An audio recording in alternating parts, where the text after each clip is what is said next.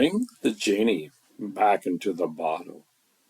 According to the search results, the expression bring the genie back into the bottle means to attempt to revert a situation to had formerly existing by containing, limiting, or repressing information, ideas, advancements, etc., that has become commonplace for public knowledge.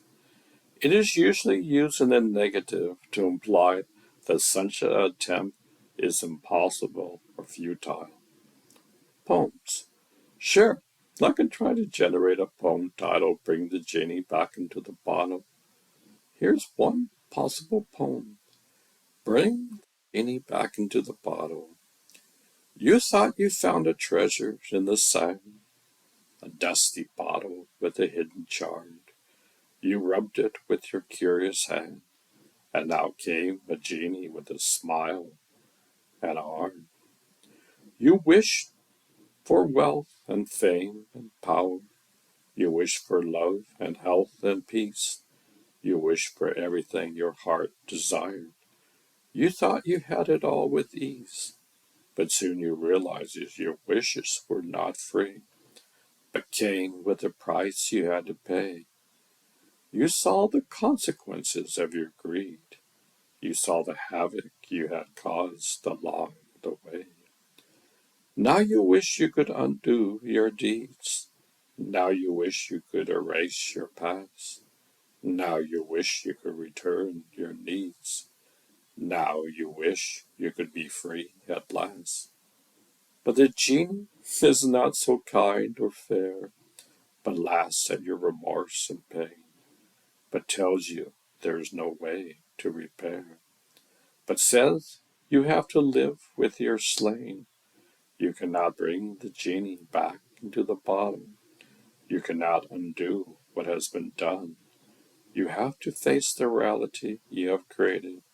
You have to live what you have become. Story. Sure, I can generate a story using the expression bring the genie back into the bottle.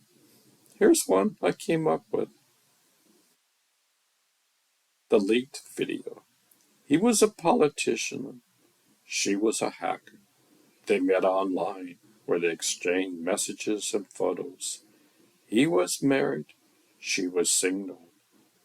He was bored. She was curious. They flirted and sexted, but they also felt a thrill. They decided to meet in person to take their affair to the next level.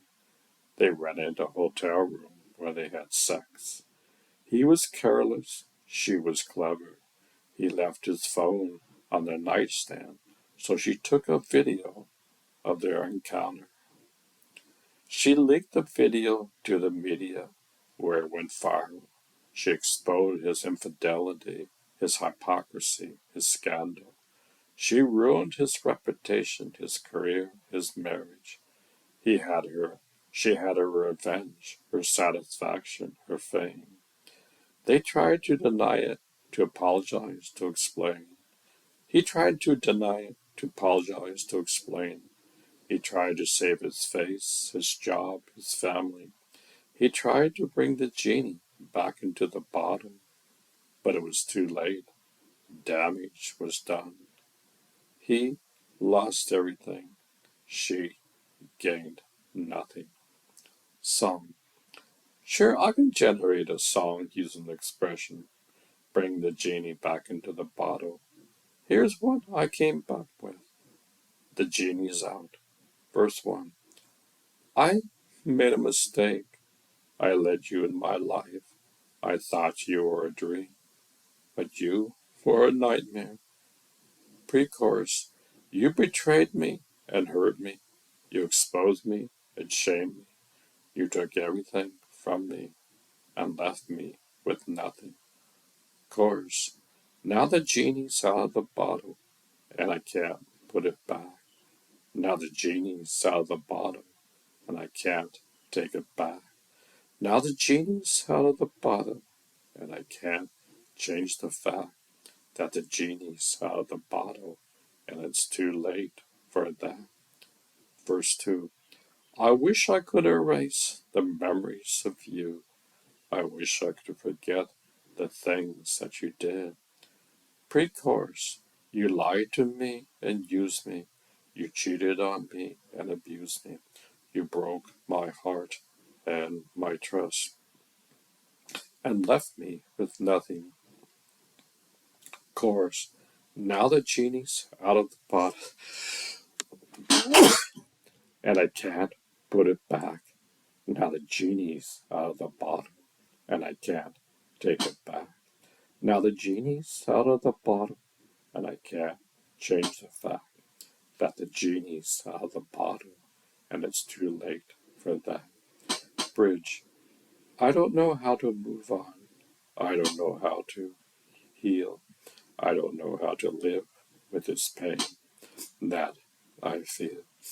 But I know I have to try. I know I have to cope. I know I have to find a way to have some hope. Chorus, chorus. Because the genie's out of the bottle and I can't put it back. Because the genie's out of the bottle and I can't take it back. Because the genie's out of the bottle and I can't change the fact that the genie's out of the bottle and it's too late for that. Outer. The genie's out of the bottle. You are a piece of the puzzle in life. According to the search results, the expression, you are a piece of the puzzle in life, means that you have a unique and important role to play in the world, and that you contribute to the lives of others in some way. It also implies that you are part of a bigger picture, and that you have a purpose and a meaning. Poem. Sure, so I can try to generate a poem titled You Are the Piece of the Puzzle in Life. Here's one possible poem. You are a piece of the puzzle in life. You are a piece of the puzzle in life. You have a shape and a color and a place. You fit with others to form a picture. You add your beauty and your grace. You are a piece of the puzzle in life. You have a purpose and a meaning and a role. You connect with others to create a story. You share your gifts and your soul. You are a piece of the puzzle in life. You have a value and a worth and a voice. You contribute to others to make a difference. You express your love and your choice. You are a piece of the puzzle in life. You are unique and special and rare. You belong to others to be a part of something. You are needed and wanted and cared. Story. Sure, I can generate a story using the expression, you are a piece of the puzzle in life. Here's one I came up with. The missing piece. She was a teacher. He was a student. They met in a classroom where she taught him math. She was smart. He was struggling. She was kind. He was rebellious. They clashed and challenged, but they also felt a connection. They decided to tutor each other, to learn from each other's strength. She helped him with algebra. He helped her with guitar. She showed him how to solve equations. He showed her how to play chords. She inspired him to study harder. He inspired her to have more fun. They realized that they were a piece of the puzzle in each other's life. They filled the gaps they didn't know they had. They complemented each other's personality and skills. They made each other happier and better. They fell in love. They continued their relationship despite the obstacles and risks. They faced the disapproval of their parents, their friends, their school. They faced the age difference, the social difference, the legal difference. They faced the challenges and dangers, but they never gave up on each other. They graduated from high school and went to college together. They pursued their dreams and passions and supported each other along the way. They grew as individuals and as a couple. They got married. They live a happy and fulfilling life with each other as their partner and best friend. They had children and grandchildren who loved them dearly. They had adventures and memories that they cherished forever. They were the missing piece in each other's puzzle. They were the perfect fit. Song. Sure, I can try to generate a song with that title. Here's what I came up with. You are a piece of the puzzle in life. You fit in perfectly. You make it right. You have a purpose, a role to play. You are part of the bigger picture every day. You are a piece of the puzzle in life. You bring joy and color. You shine so bright. You have a gift, a talent to share. You are a part of the beautiful masterpiece out there. Of course, don't ever doubt your worth or your place. You are unique and irreplaceable in every way.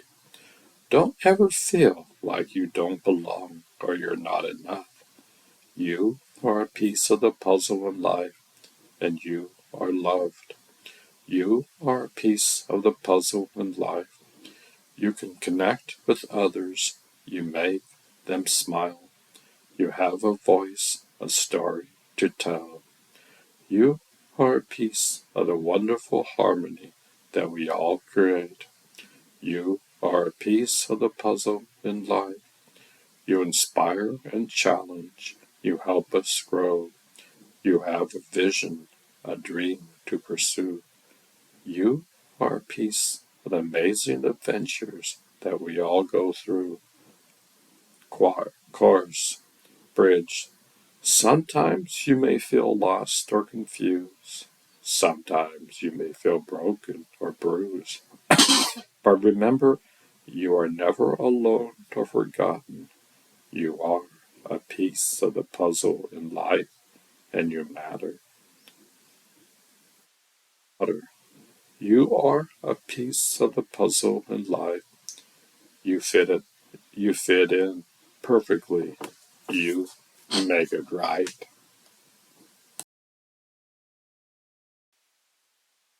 Body and its role in Tantric Buddhism. It seems that you are interested in the topic of subtle body and its role in Tantric Buddhism.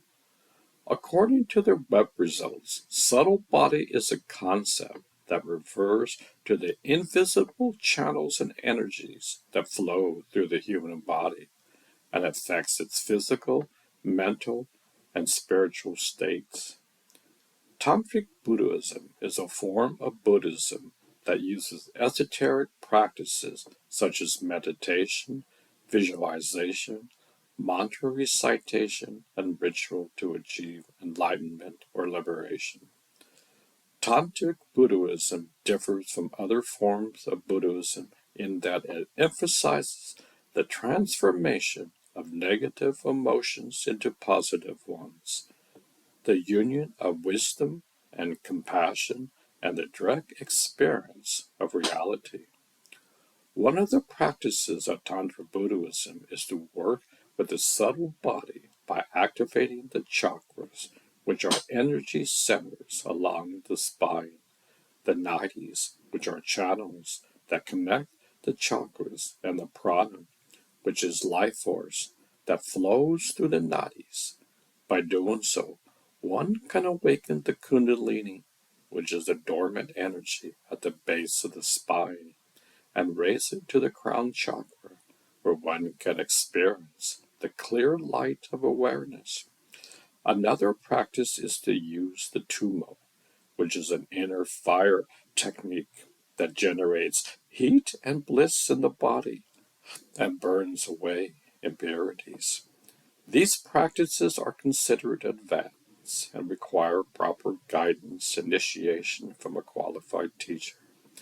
They are not meant for casual or curious exploration, but for serious and committed practitioners who have a strong foundation in Buddhist ethics, wisdom, and compassion.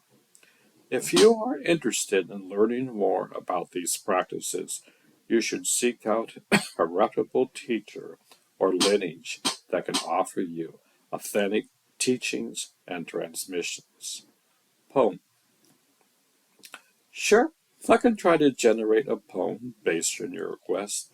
Here's one possible poem: Subtle Body and its Role in Tantric Buddhism. The subtle body is a hidden treasure, a map of channels, energies, and centers that guide the seeker to the ultimate pleasure, the blissful state of wisdom and splendor. The subtle body is a sacred vessel, a tool for transformation and liberation that harnesses the power of the mind and senses, the skillful means of compassion and action. The subtle body is a secret key, a door to the mysteries of reality that unlocks the potential of the self and others. The supreme view of emptiness and interdependence. The subtle body is a precious gift, a legacy of the enlightened ones that invites the practitioners to uplift the world with the light of the sun and moon. Story. Leela was a young woman who had been fascinated by the mysteries of the East. She had read many books on Buddhism, yoga, meditation, and other spiritual practices, but she felt that something was missing. She wanted to experience the true essence of these teachings, not just learn about them from a distance. She decided to travel to India and join a tantric Buddhist retreat where she hoped to find the answers she was looking for.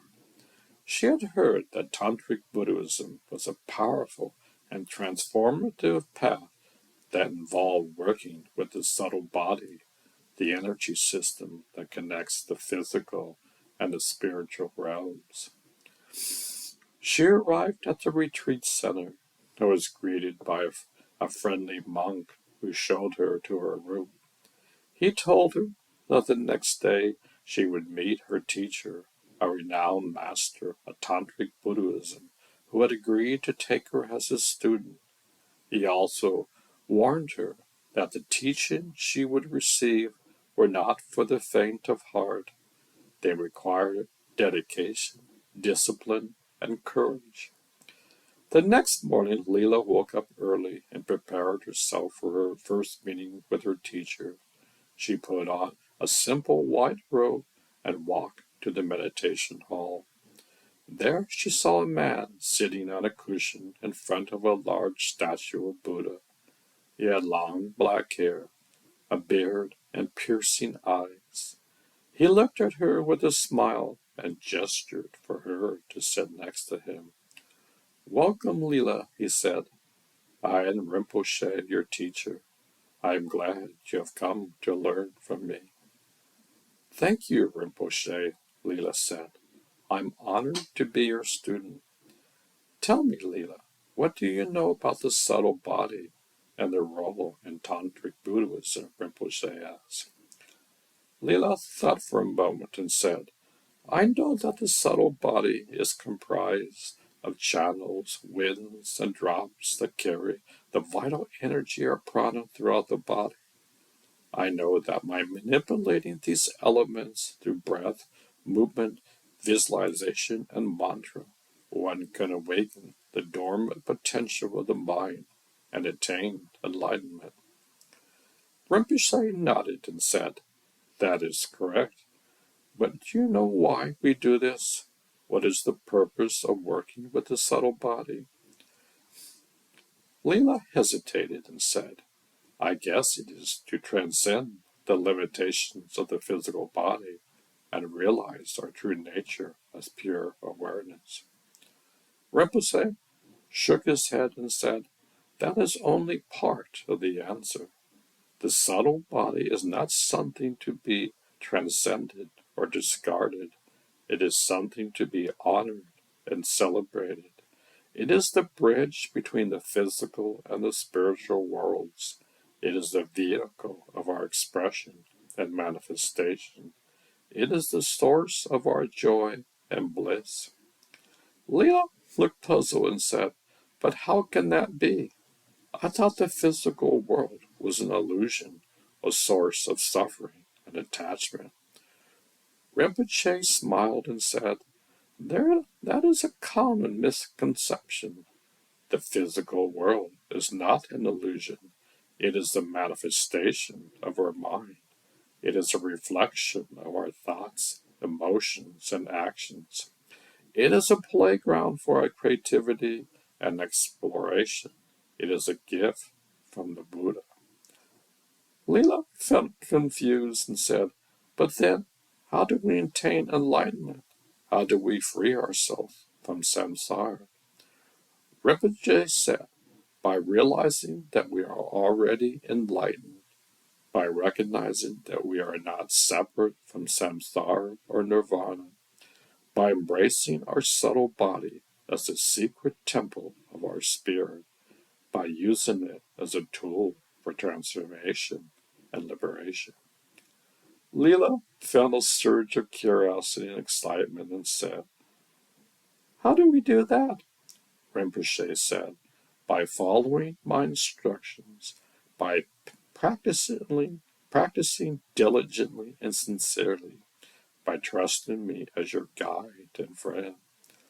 Leela felt a spark of devotion and said, I am ready to learn from you. Rinpoche said, good, then let us begin.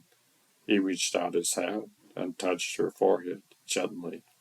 He whispered something in her ear that sounded like a mantra. Leela felt a wave of energy wash over her body.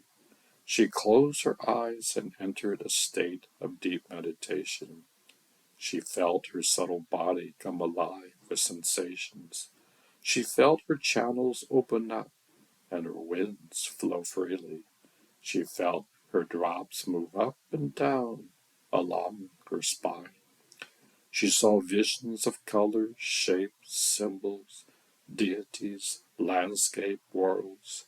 She heard sounds of music, laughter, chanting, thunder.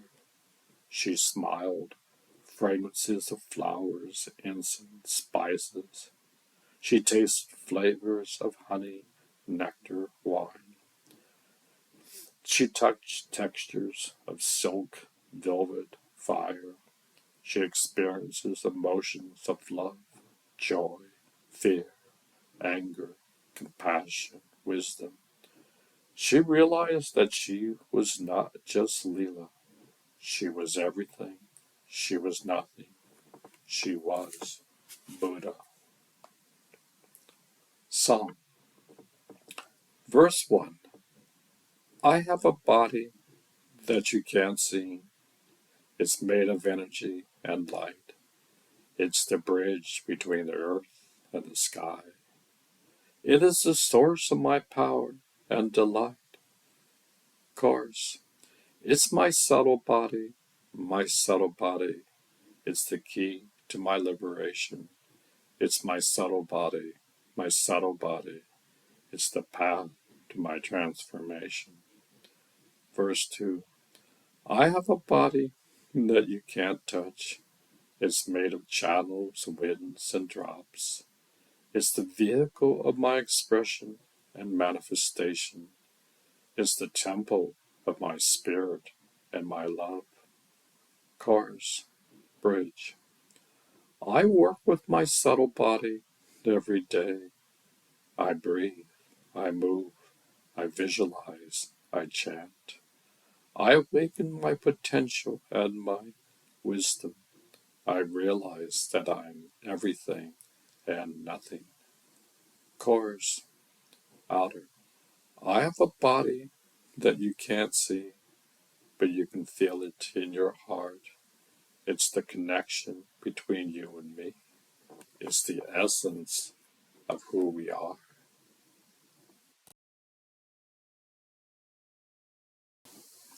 Is the universe a sine wave?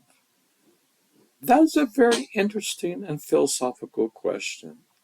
There is no definite answer to whether the universe is a sine wave, but some people have proposed different ways of looking at it. One possible perspective is that the universe has a life cycle that could be modeled by a sine wave. According to this view, the universe goes through phases of expansion and contraction, creation and destruction, activity and latency. The amount of deviation, amounts of harmonics determines the structure of the various life cycles. However, if we smooth out the variations by average them, we'll end up with a sine wave, which is the basic building block of the universe. Another possible perspective that the sine waves are used to describe many natural phenomena that occur in the universe, such as sound waves, light waves, water waves, and electromagnetic waves. Sine waves are used to model the oscillation of an undampered spring mass system around the equilibrium. Sine waves are important in physics because they retain their wave shapes when added to another sine wave of the same frequency and arbitrary phase and magnitude. Therefore, sine waves are a useful mathematical tool that helps us understand and interpret nature. However, these perspectives do not necessarily mean that the universe is a sine wave. They are just ways of approximating or representing reality using mathematics. Sine waves are not perfect models of reality, as they have some limitations and assumptions. For example, no phenomena is completely periodic. Nothing keeps repeating from minus infinity to infinity. So sine waves never occur in nature. Also, sine waves are not the only types of waves that exist in nature. There are other types of waves, such as square waves, sawtooth waves, triangular waves, etc., that have different shapes and properties. Therefore, whether the universe is a sine wave or not depends on how you define and measure it.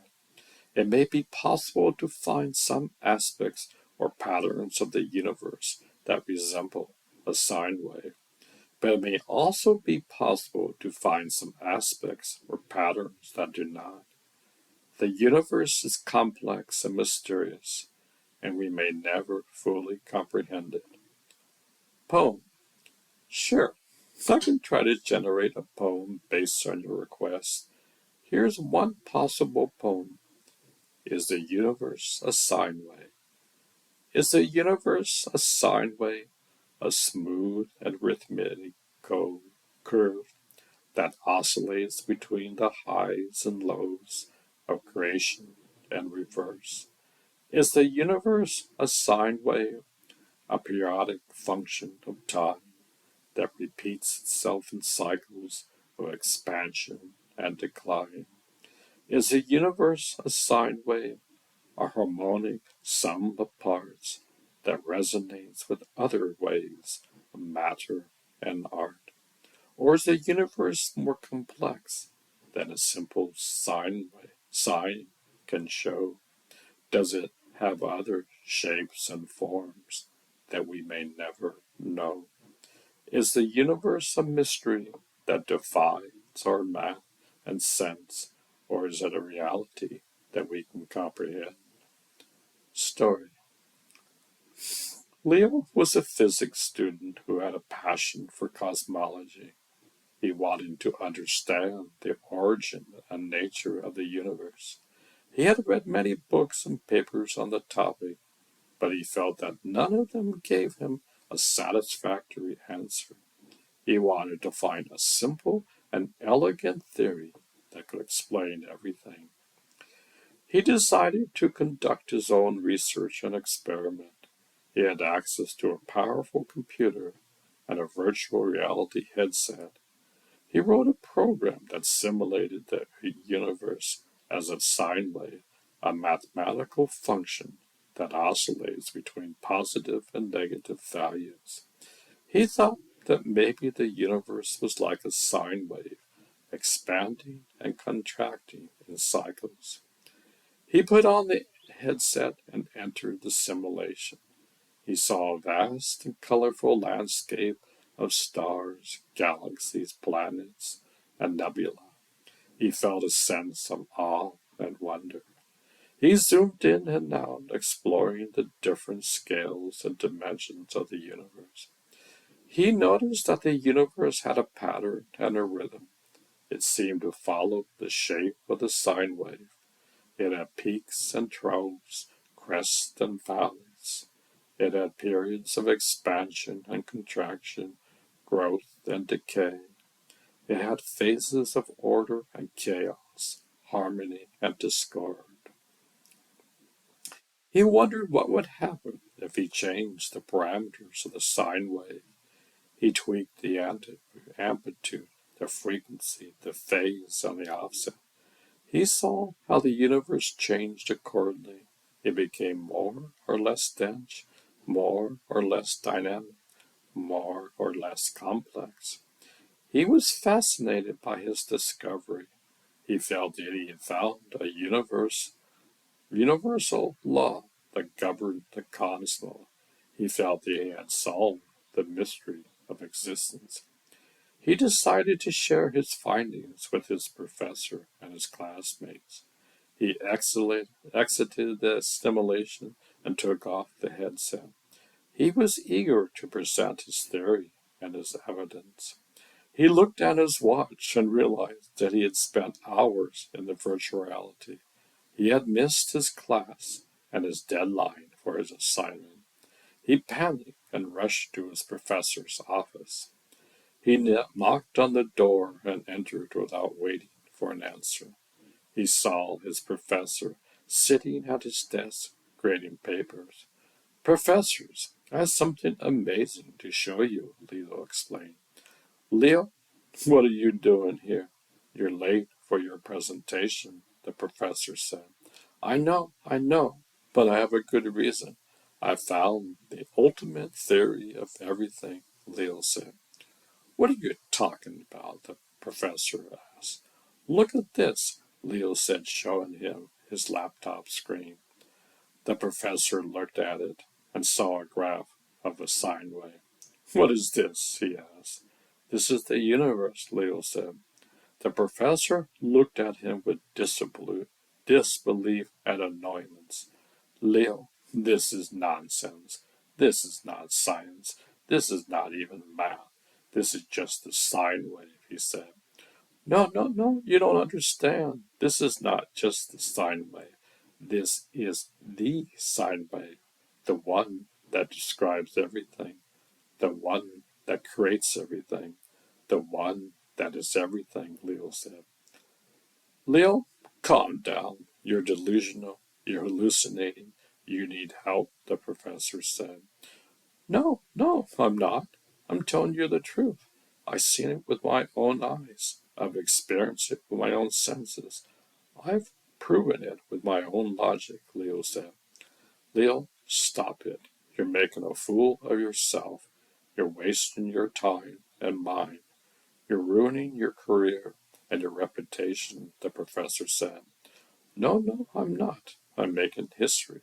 I'm making a breakthrough. I'm making a revolution, Leo said. Leo, enough. Get out of my office. Get out of my sight. Get out of my life, the professor shouted. The professor grabbed Leo's laptop and threw it out the window. It crashed on the ground below. Leo grasped and ran after it. He looked at the shattered screen and saw fragments of his sine wave. He cried out in despair and anger. He looked up at the sky and saw clouds forming shapes of sine waves. He smiled in ecstasy and madness. Psalm, verse 1.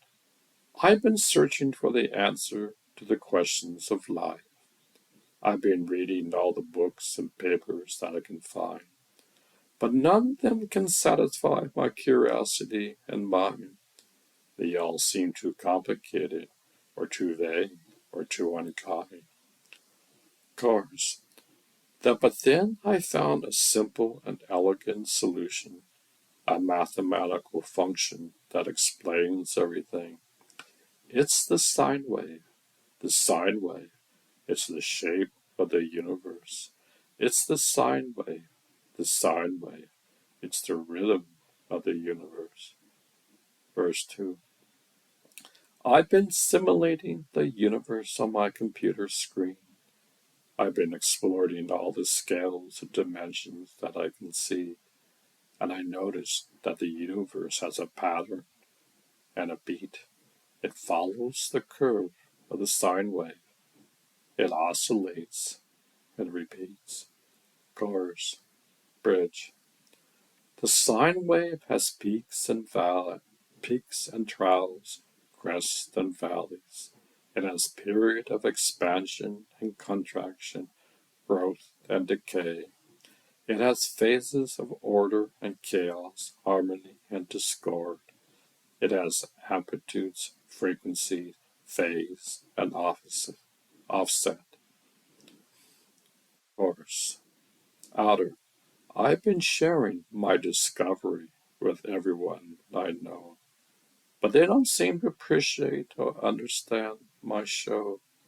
They think I'm crazy or delusional or just a fool.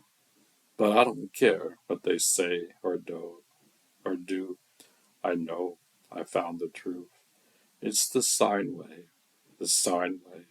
It's the key to my liberation. It's the sine wave. The sine wave. It's the path to my transformation.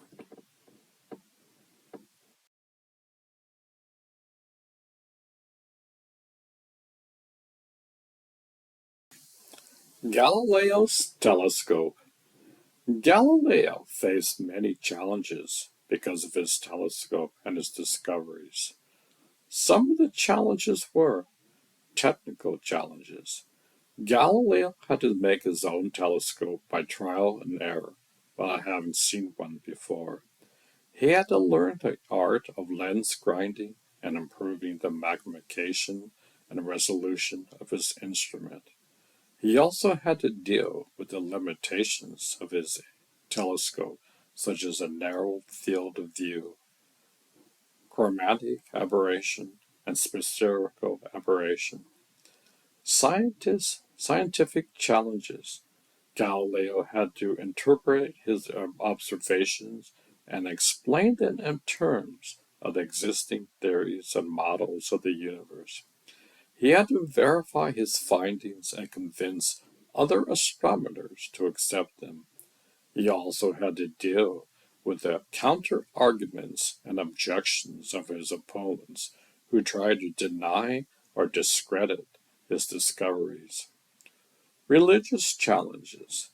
Galileo's discovery supported the Copernican heliocentric model, which placed the Sun as the center of the universe and Earth as a planet orbiting it. This contradicted the geocentric model, which placed Earth at the center of the universe and was endorsed by the Catholic Church as the correct interpretation of the Bible. Galileo's views were seen as heretical and dangerous by some church authorities who tried to censor and suppress his writings.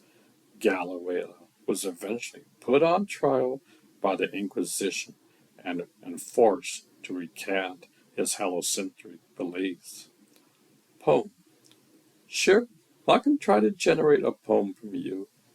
Here's what I came up with. Galileo put on trial for his findings.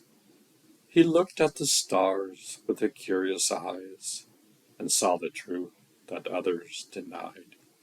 He dared to challenge the ancient lore and claim that Earth was not the core.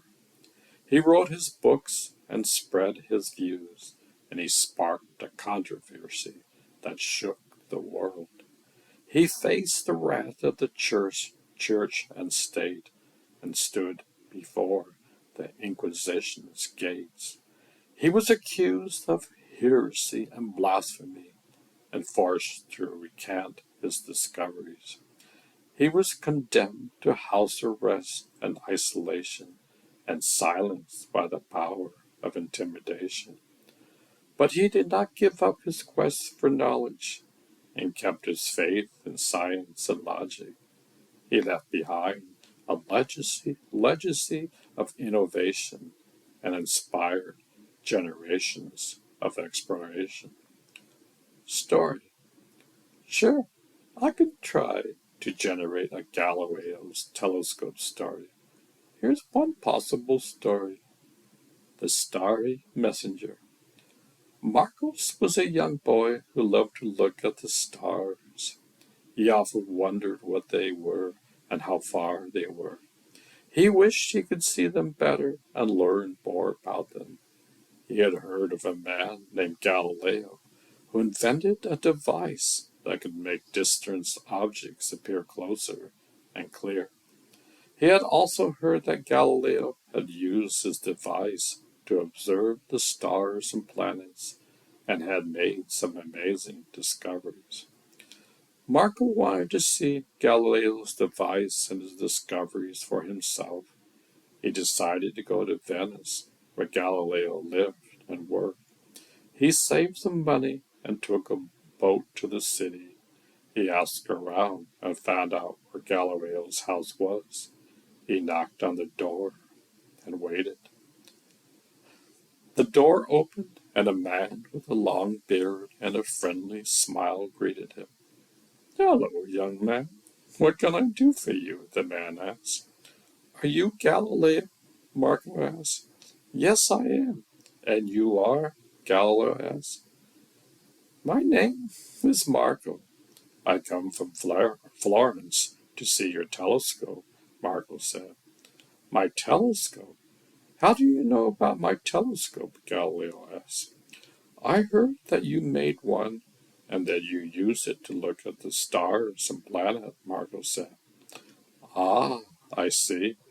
You are interested in astronomy then?" Galileo asked. "Yes, very much. I love to look at the stars and wonder about them," Marco said. "Well then, you have come to the right place. Come in, come in. I will show you my telescope and my observations," Galileo said. He invited Marco into his house and led him to a room where there's a long wooden tube with two lenses at each end. It was mounted on a tripod and pointed out of a window. "This is my telescope," Galileo said. "I made it myself by grinding and polishing two pieces of glass into convex and concave shapes. Then I fixed them to either side of this hollow cylinder. By adjusting the distance between the lenses, I can change the magnification of the object I'm looking at." He picked up the telescope and handed it to Marco. "Here, try it yourself.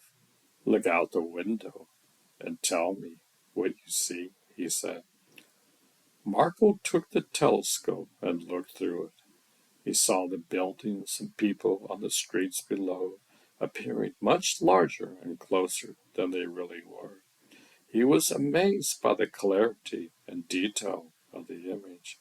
"Wow, this is incredible. Everything looks so big and clear," he explained. "Yes, it is quite remarkable, isn't it? But there is nothing compared to what you can see in the sky," Galileo said. He took back the telescope and pointed it towards the sky. Here, let me show you something even more amazingly. Look at that bright star over there, he said. He handed the telescope back to Mario and helped him adjust it until he could see the star clearly. Mario looked through the telescope and gasped. He saw not one star, but four small stars arranged in a line around a larger star. What is that? What are those small stars? He asked. Those are not stars, my boy. They are moons, Galileo said. Moons? What do you mean? Mario asked. I mean that they are smaller bodies that orbit around a large body, just like our moon orbits our Earth, Galileo said. But how can that be? I thought there was only one moon in the sky, Marco said. That's what everyone thought, until I discovered these four moons with my telescope. They orbit around Jupiter, which is not a star, but a planet like our Earth, Galileo said. A planet? But how can you tell? Marco asked. Because planets do not twinkle like star dews. They shine with a steady light because they reflect sunlight rather than produce their own light like stars do, Galileo said. But how do you know that Jupiter is a planet? Marco asked. Because I have observed its motion in the sky for many nights with my telescope. I have seen that it moves against the background of fixed stars, following a regular pattern that repeats itself every year, Galileo said. But how do you know that those moons orbit around Jupiter? Mario asked. Because I have observed their motion around Jupiter for many nights with my telescope. I have seen that they change their positions relative to Jupiter every night, following a regular pattern that repeats itself every month, Galileo said. He took out a notebook from his desk and showed it to Mario. He had many drawings of Jupiter and its moons in different positions on different dates. See, these are records of my observations of Jupiter and its moons. You can see how they move around Jupiter over time, he said. Mario looked at the notebook with awe and admiration. He was amazed by Galileo's discoveries and his methods of observation and recording. This is incredible. You have discovered new worlds in the sky, he explained. Yes, I have. And not only that, but I have also discovered outer things that no one has ever seen before, Galileo said. He pointed his telescope towards another bright object in the sky. Here, look at this, he said.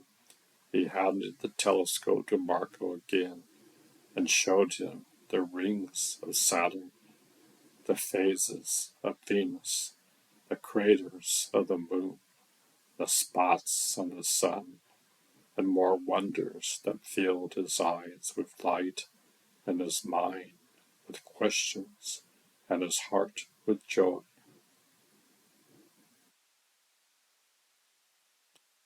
Psalm, verse 1. He was a man who had a vision of the sky. He wanted to see beyond the limits of his eye. He built a device that could magnify the light. He called it his telescope, and he used it every night. Chorus. He saw the moon, then the stars and the planets in their orbits. He saw the wonders of the cosmos, and he wrote them in his notes. He was Galileo. He was the father of modern astronomy. He was Galileo. He was a hero of science and history. Verse 2. He was a man who had a passion for the truth. He wanted to share his discoveries with the youth. He published his findings and he challenged the old views. He faced the opposition and refused to be subdued. Bridge. He was a man who had a courage of his faith. He wanted to reconcile his reason and his grace. He stood before the trial and he defended his case.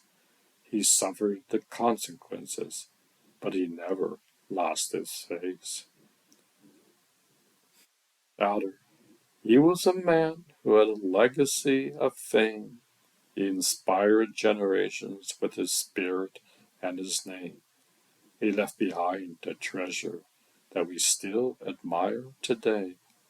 He was Galilean, and we celebrate his telescope.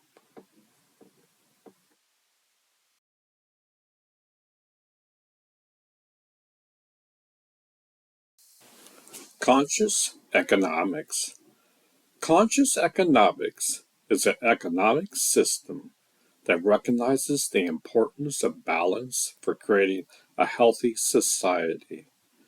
It does not rely on greed and fear to motivate people to work harder, but instead focuses on the innate desire in all humans to be happy. It is based on self realization, mindfulness, cooperation, and compassion rather than self assertion, competition, and domination.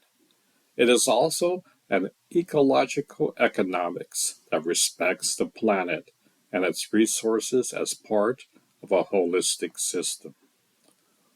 Poem. Sure, I can try to generate another poem for you. Here's what I came up with.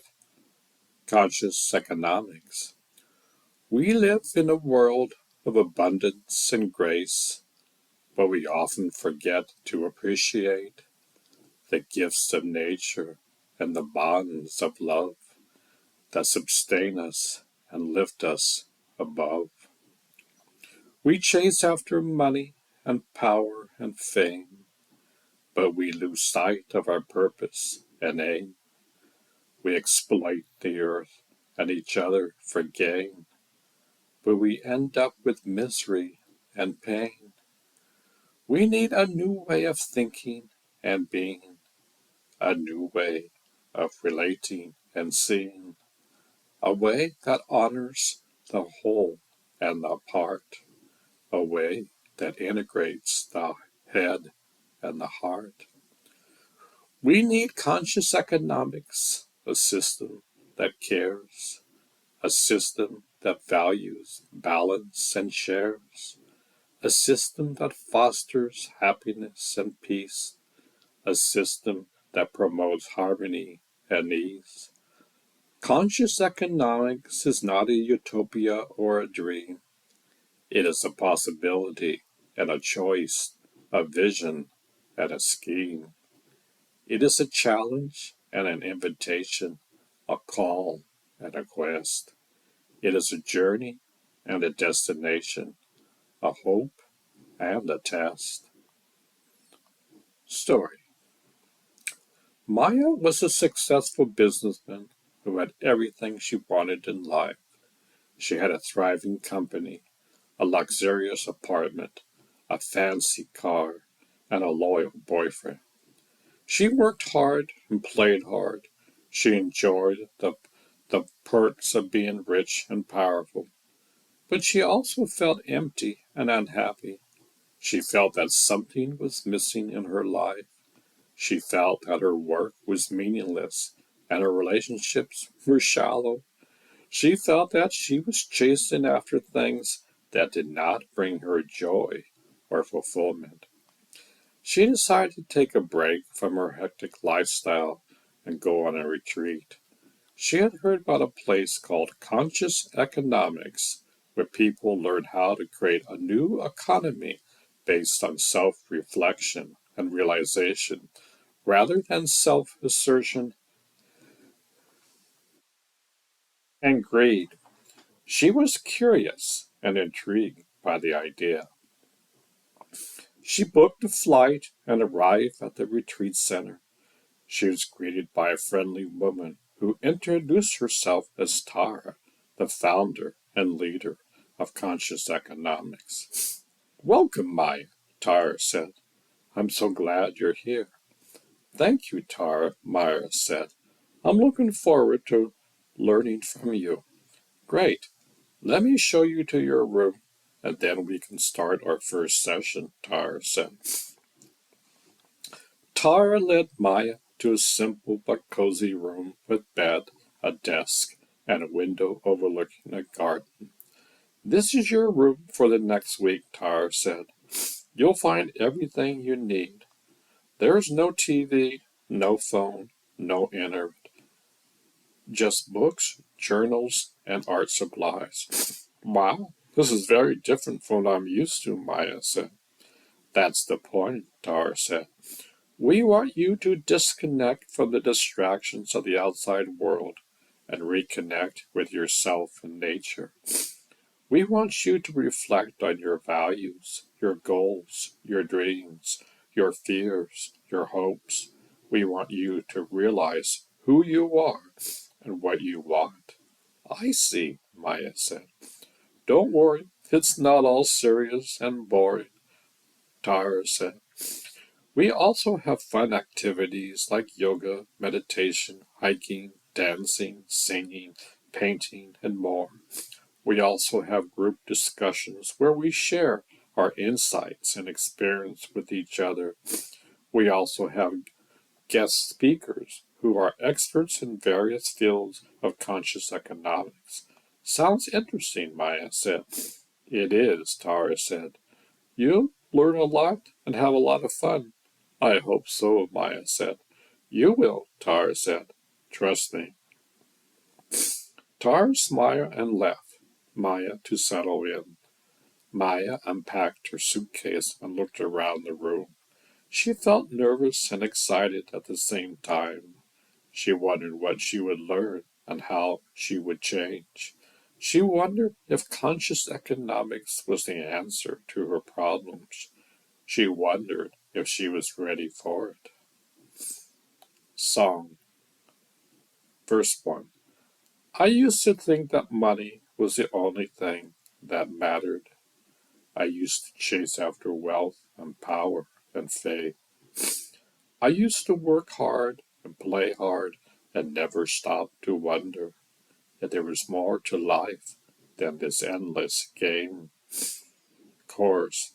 But then I learned about conscious economics, a new way of living and working and being. Conscious economics is about balance and harmony. It's about people and planet and profit and art. It's about self-reflection and realization. It's about creating a new economy with heart. Verse 2. I used to buy things that I didn't need or want or love. I used to waste resources and pollute the environment. I used to ignore the impact of my actions on others.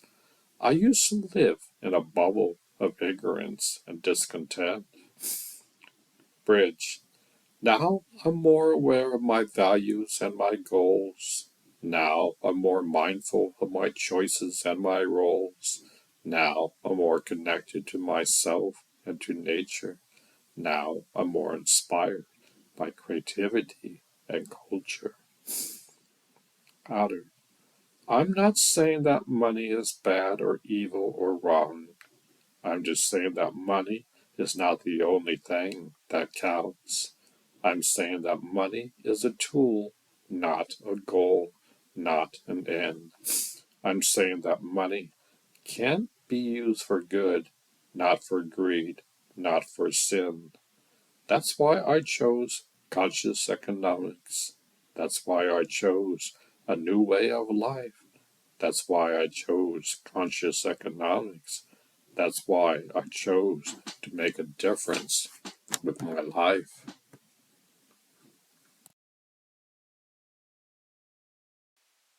Conscious politics.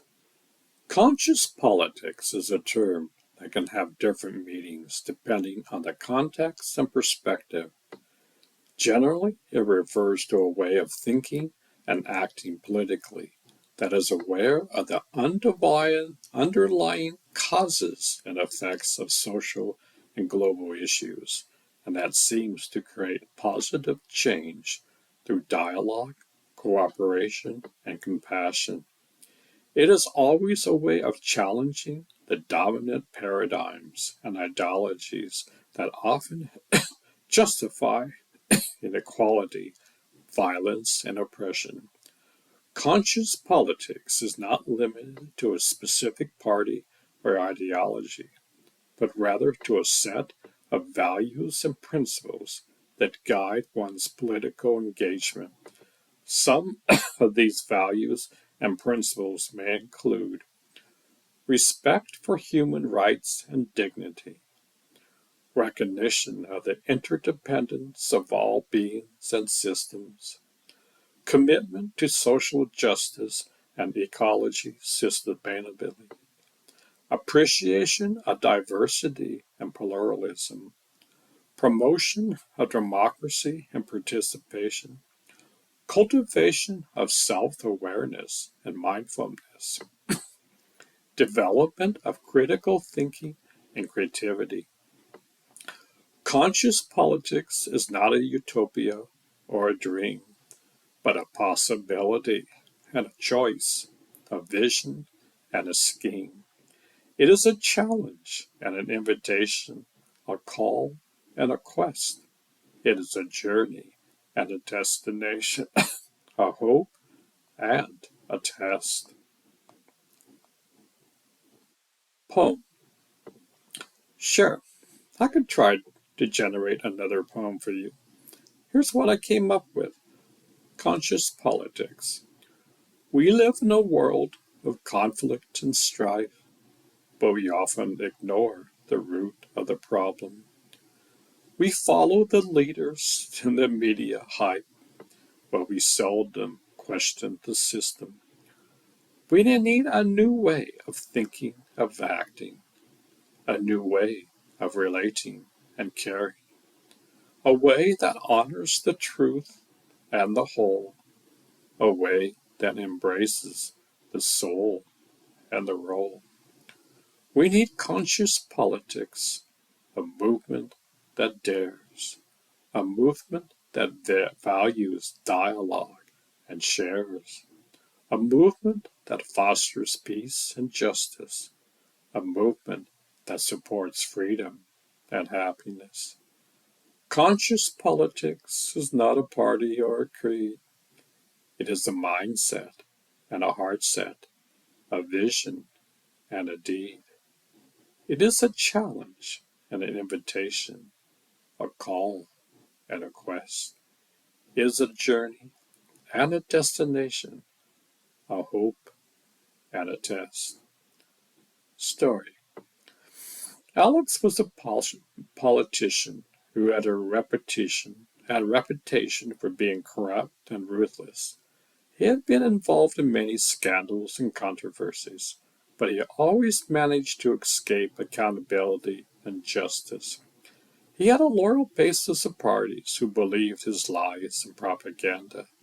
He had a lot of power and influence in the government and the media. But he also had a secret. He was unhappy and dissatisfied with his life. He felt that something was missing in his soul. He felt that his work was meaningless and his relationships were superficial. He felt that he was living a lie. He decided to seek help from a therapist. He had heard about a new method of therapy called conscious politics, where the therapist helped the client to explore their political beliefs and values and how they affected their personal and professional life. He was curious and intrigued by the idea. He made an appointment and met with the therapist.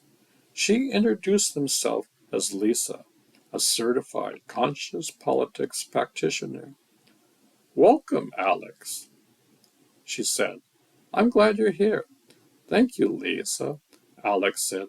I'm looking forward to working with you. Great.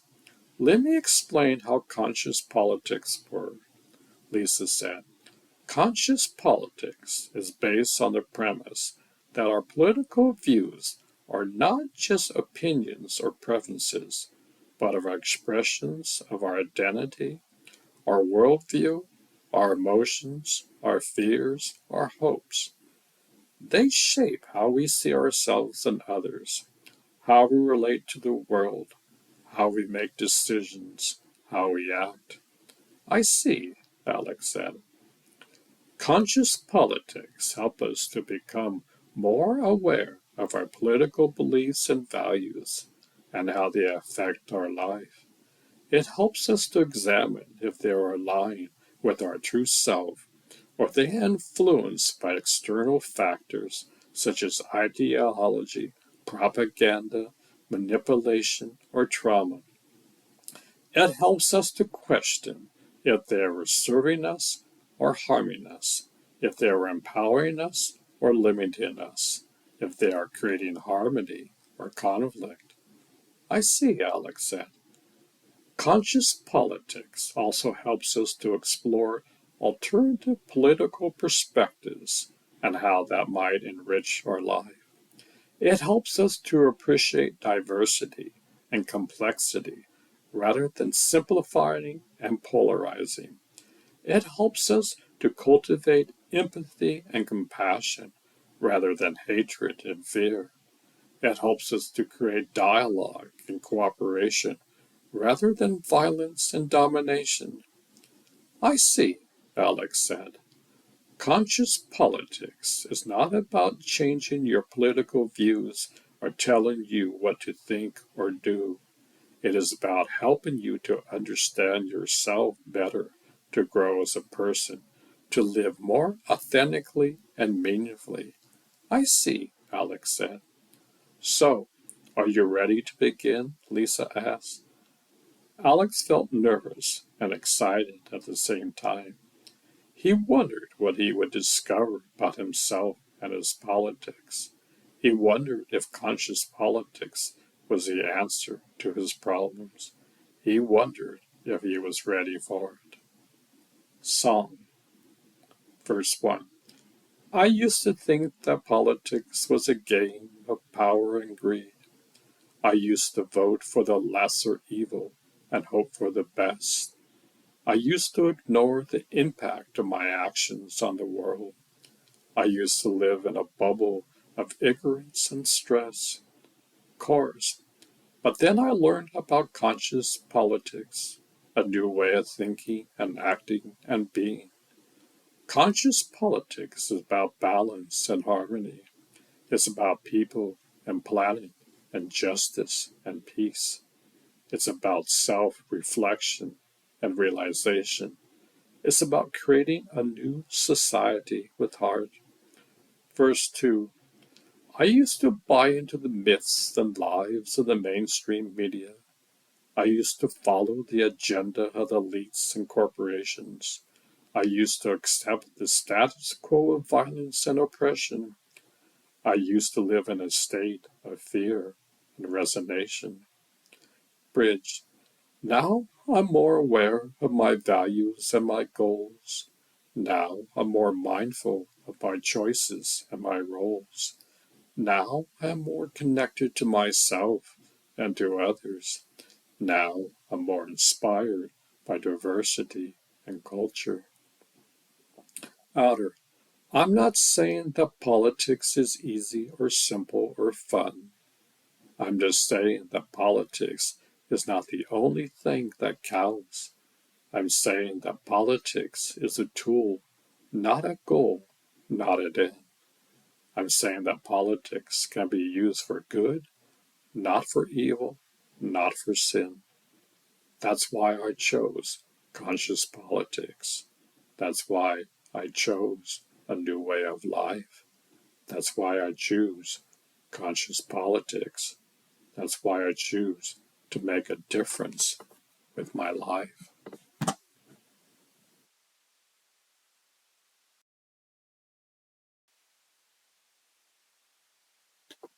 Dog training for the mind. We pay more attention training our dog's mind than our mind. That's an interesting observation. Why do you think that is? Do you think we should train our own minds more? How do you train your mind? Because we don't have a clue about the mind. That's a fair point. The mind is a complex and mysterious phenomena that we all still try to understand. But I think we can learn a lot about the mind by observing our own thoughts, feelings, and actions, as well as those of others. We could also seek knowledge from various sources such as psychology, neuroscience, philosophy, or spirituality. The mind is a fascinating topic to explain, to explore, and train. Yes, we need to observe our own thoughts, feelings, and actions as well as those of others. That's the problem humanity has. I agree that observation is a key skill for understanding ourselves and others. It can help us to be more aware, empathetic, and compassionate. It can also help us to identify and change any negative or harmful patterns that we may have.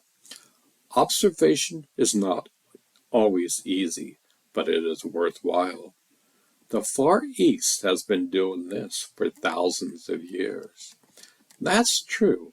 The Far East has a rich and ancient tradition of observing the mind and cultivating awareness through various practices such as meditation, yoga, martial arts, and Zen. These practices aim to help people achieve inner peace, harmony, and enlightenment by transcending the ego and attachments of the mind. The Far East also has a history of observing the sky and studying the stars to by as evidenced by the oldest astronomical observatory in the Far East, Cheongsu, which was built in the 7th century in Korea. These observations help people understood the cycles of nature and the movement of celestial bodies.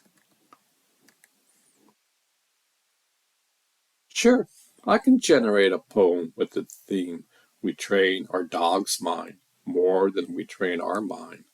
Here's one possible poem. We train our dog's mind more than we train our own minds. We teach them to sit, to stay, to fetch, to heal. We reward them with treats, with praise, with love. We shape them to be obedient, loyal, and friendly. But what about our own minds? Do we train them to be calm, to focus, to learn, to grow? Do we reward them with peace, with joy, with gratitude? Do we shape them to be mindful, compassionate, and wise? We neglect our own minds more than we neglect our dogs' minds. We let them wander, to worry, to judge, to complain. We punish them with stress, with anger, with guilt. We, we distort them to be restless, fearful, and unhappy. But what about our dogs' minds? Do we let them explore, to play, to bond, to relax? Do we punish them with abuse, with neglect, with loneliness? Do we distort them to be aggressive, anxious, and sad? We can learn from our dogs' minds more than we can learn from our own minds. We can observe how they live in the present moment, not in the past or future. We can appreciate how they love unconditionally, not conditionally. We can admire how they adapt to any situation, not resist it. But what about our own minds? Can we live in the present moment, not in the past or future? Can we love unconditionally, not conditionally? Can we adapt to any situation, not resist it? We can train our own minds more than we can train our dog minds. We can practice meditation, mindfulness, and self-compassion. We can cultivate happiness, kindness, and wisdom.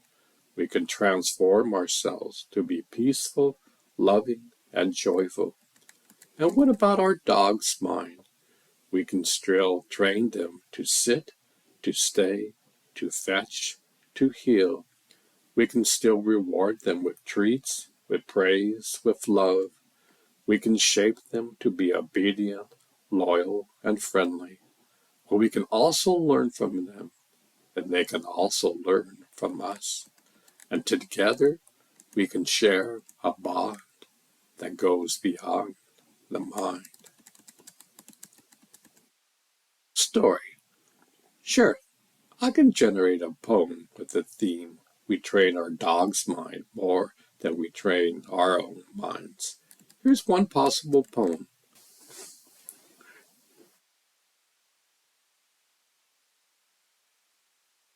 Song. Sure, I can generate a song with a title We Train Our Dog's Mind More Than We Train Our Own Minds. Here's one possible song. We train our dog's mind more than we train our own minds. Verse 1. We train our dog's mind more than we train our own minds. We teach him how to sit and stay and come and heel. We give them treats and toys and hugs and kisses. We make them happy and healthy and well behaved. Of course. But what about us? What about us? Do we train our own minds to be better too? Do we teach ourselves how to cope and grow and heal? Do we give ourselves love and care and kindness? Do we make ourselves unhappy and unhappy and healthy and unwell? But what about them? What about them? Do they neglect their own minds to be worse too? Do they let themselves explore and play and bond and relax? Do they give themselves fun and joy and peace and grace? Do they make themselves happy and healthy and well behaved? Bridge.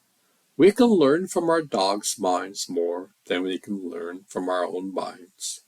We can see how they live in the present moment, not in the past or future. We can feel how they love unconditionally, not conditionally. We can know how they adapt to any situation, not resist it. Of course, but what about us? What about us? Can we live in the present moment, not in the past or future? Can we love unconditionally, not conditionally? Can we adapt to any situation, not resist it? Outer. We can train our own minds more than we train our dogs' minds.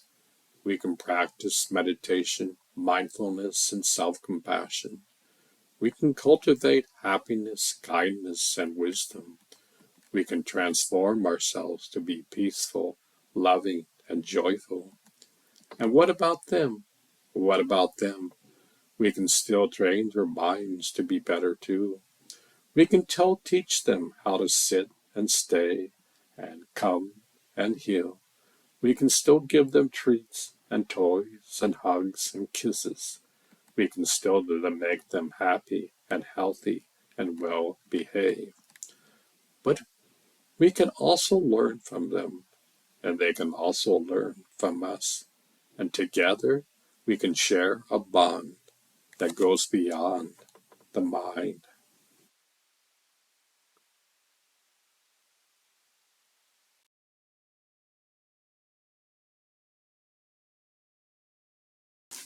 What? Me worry?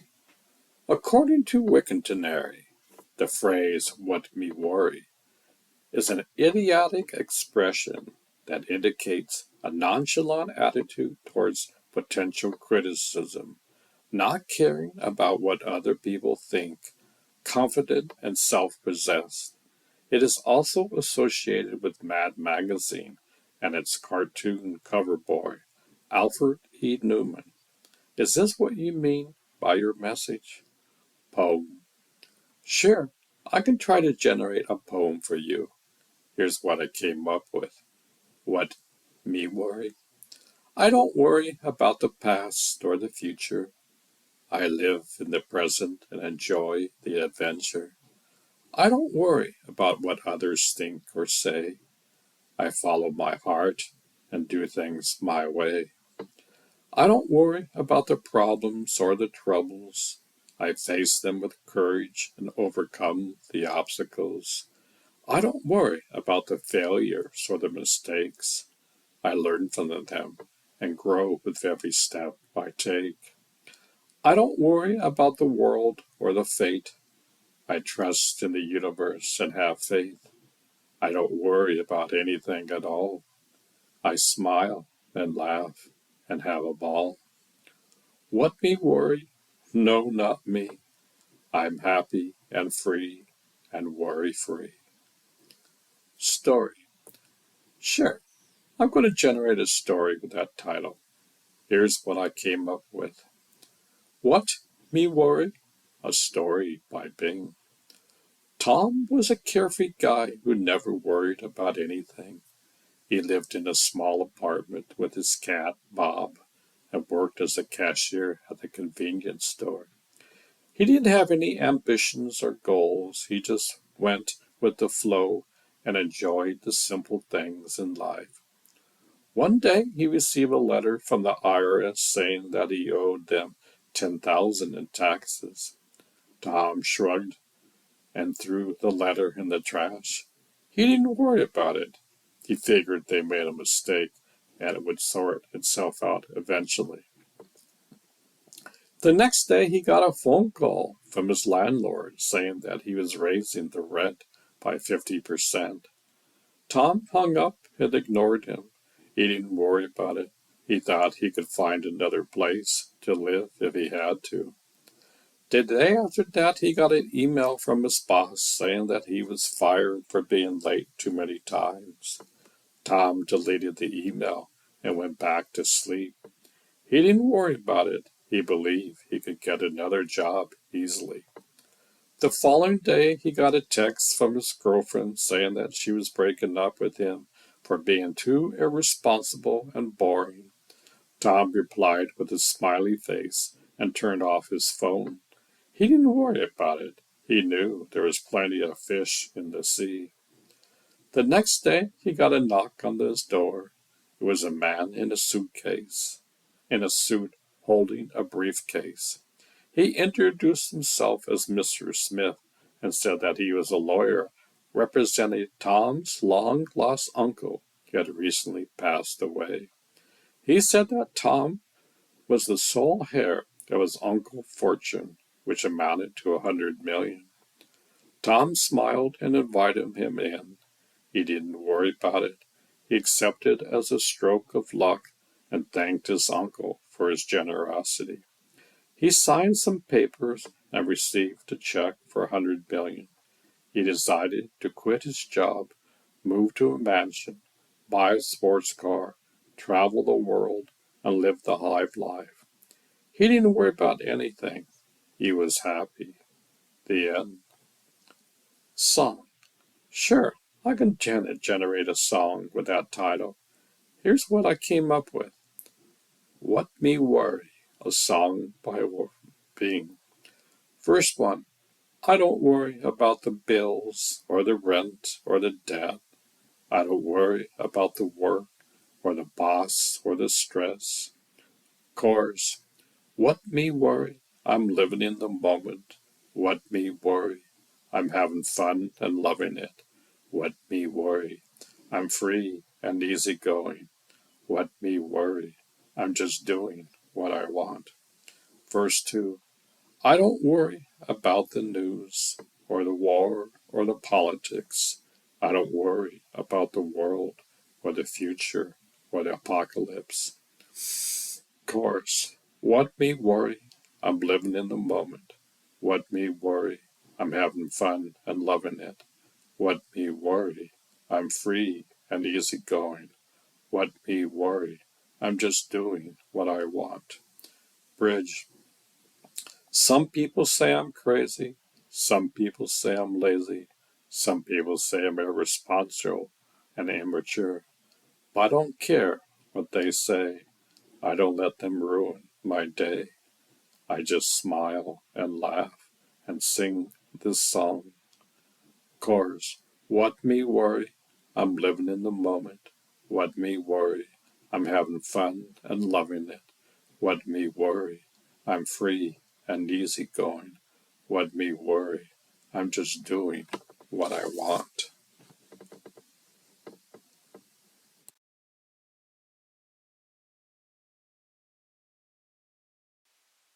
The sound of inner silence. The sound of inner silence is not a song title that I know of, but it sounds like a possible meditation or spiritual practice. Here's a poem I generated based on the phrase sound of inner silence.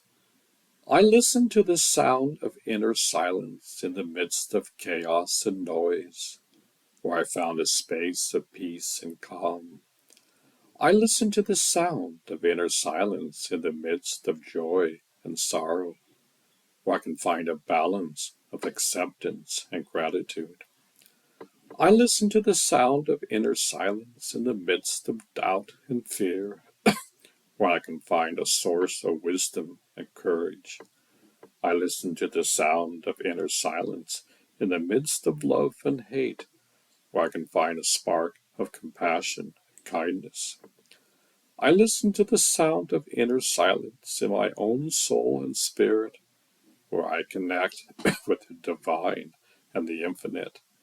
I listen to the sound of inner silence and I discover who I am more than this body and this mind. Story. Sure, I can try to generate a story with that title. Here's what I came up with. The Sound of Inner Silence, a story by Bing. Anna was a busy and successful lawyer who had everything she wanted in her life: a nice apartment, a handsome boyfriend, a high paying job, and a lot of friends. She was always on the go, always working, always socializing, always doing something. She never had time to relax or reflect. She never had time to listen to her inner voice. One day, she had a car accident that left her in a coma. She was rushed to the hospital and hooked up to machines that kept her alive. The doctors said she had a slim chance of waking up. Her boyfriend, her family, and her friends visited her every day, hoping for a miracle.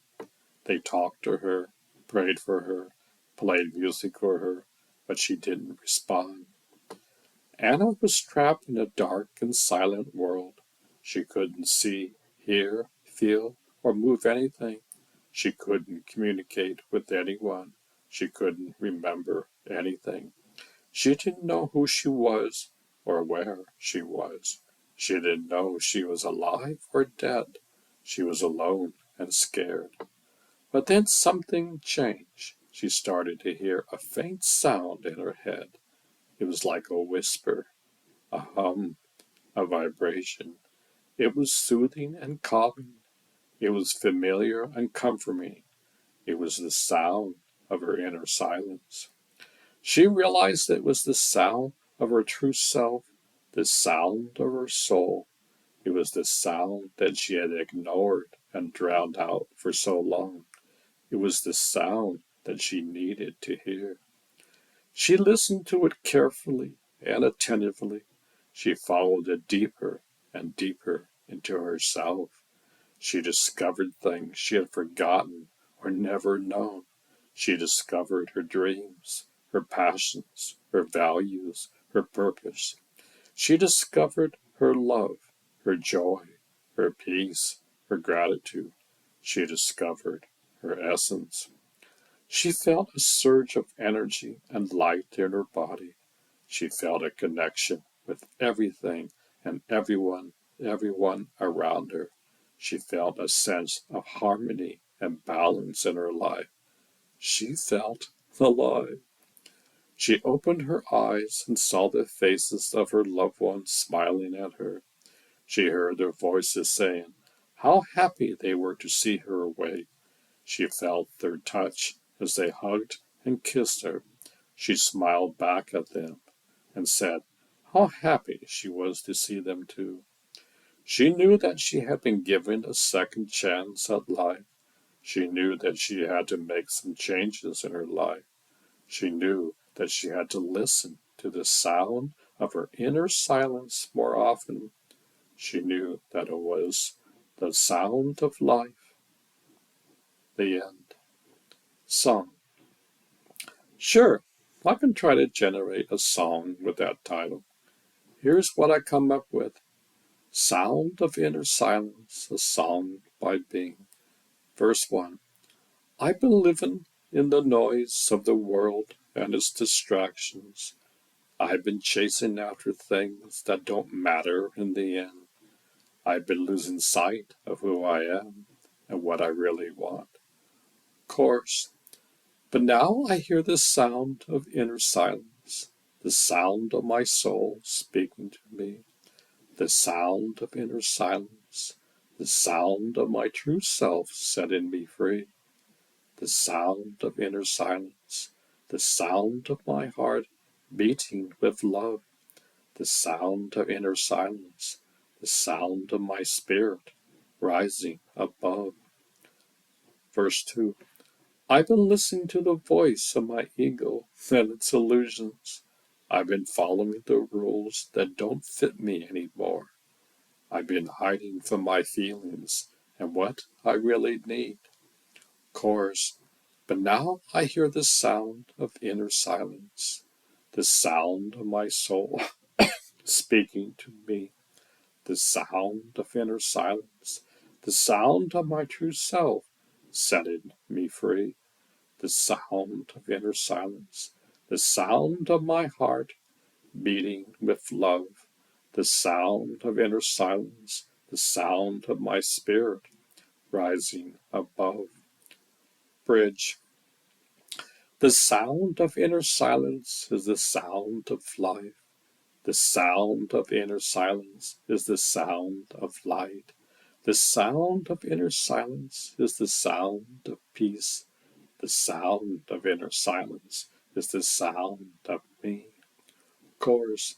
And now I hear the sound of inner silence, the sound of my soul speaking to me, the sound of inner silence, the sound of my true self setting me free, the sound of inner silence, the sound of my heart beating with love, the sound of inner silence, the sound of my spirit rising above.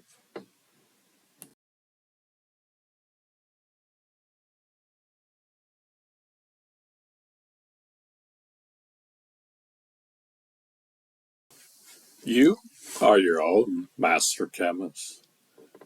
You are your own master chemist is a phrase that can imply that you have the ability to control your own body and mind through chemistry. Chemistry is the study of matter and its interactions and effects, everything from the food we eat to the drugs we take to the emotions we feel. By learning chemistry, you can understand how different substances affect your health, mood, and performance. You can also use chemistry to create new materials, products, or solutions for various problems. Here's a poem I generated based on that phrase. You are your own master chemist. You are your own master chemist. You can mix and match the elements. You can create and transform the compounds. You can explore and discover the wonders. You are your own master chemist. You can balance and optimize the reactions. You can measure and analyze the results. You can improve and refine the methods. You are your own master chemist. You can influence and regulate your body. You can enhance and elevate your mind. You can heal and harmonize your soul. Story. Sure, I can generate a story based on your prompt. Here's what I came up with.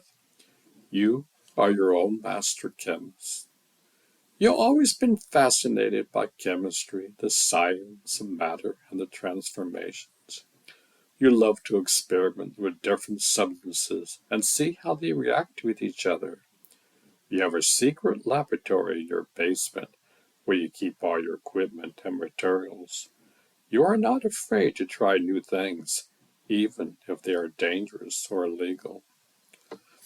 One day you decided to create a new compound that you have never seen before. You mix some chemicals that you brought online, hoping to get something interesting. You pour the mixture into a flask and heat it up. You watch as the liquid changes color and bubbles. Suddenly you hear a loud bang and see a flash of light. The flash explodes, sending shreds of glass and smoke everywhere. You are knocked down by the blast, but you manage to get up quickly. You feel a strange sensation in your body, as if something has changed. You look at your hands and see that they are glowing with a faint blue light. You touch your face and feel a tingling sensation. You realize that you have somehow absorbed the compound that you created. You wonder what effects it will have on you. Will it give you superpowers?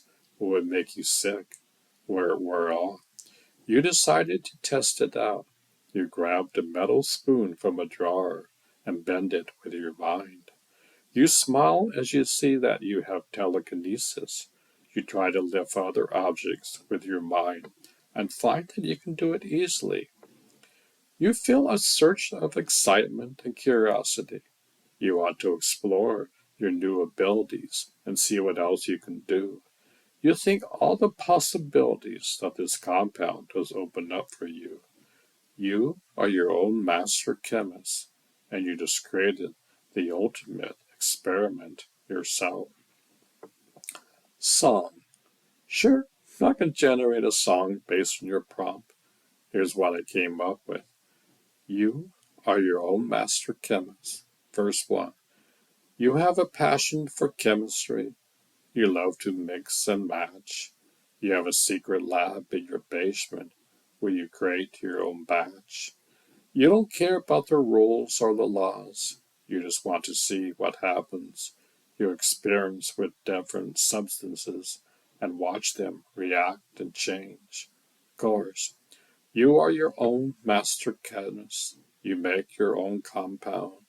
You don't know what it is will do to you, but you're ready to find out. You are your own master chemist. You have a glowing touch. You have telekinesis and more. You can do so much. Verse 2. You feel a thrill in your veins. You feel a power in your mind. You can bend and lift anything you want with just a thought or a glance. You wonder what else you can do with this new gift that you have. You want to explore and discover more and have some fun with that. Of course, you are your own master chemist. You make your own compound. You don't know what it will do to you, but you're ready to find out. You are your own master chemist. You have a glowing touch. You have telekinesis and more. You can do so much. Bridge. But you also have to be careful not to let anyone know what you have done to yourself and what you can do now, because some people might be jealous or afraid of what you are. They might try to stop you or hurt you or take you away from here. Of course, you are your own master chemist. You make your own compound. You don't know what it will do to you, but you're ready to find out. You are your own master chemist. You have a glowing touch. You have telekinesis and more. You can do so much. You are your own master chemist. You are your own master chemist. You are your own master chemist.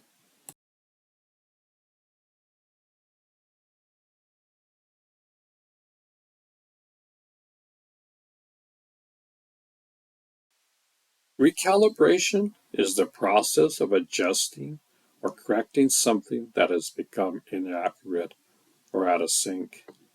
It can also be applied to instruments, systems, strategies, expectations, or perspectives. Recalibration can help to improve accuracy, efficiency, performance, or satisfaction. Here's a poem I generated based upon that word, recalibration.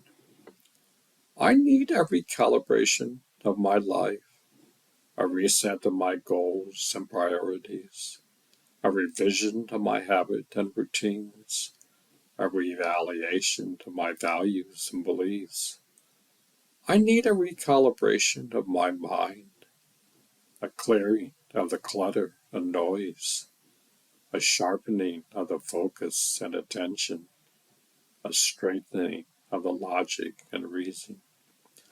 I need a recalibration of my heart, a healing of the wounds and scars, an opening of the doors and windows, a filling of the joy and love. I need a recalibration of my soul, a reconnecting with the source and essence, a rediscovering of the purpose and meaning, a reawakening of the spirit and passion.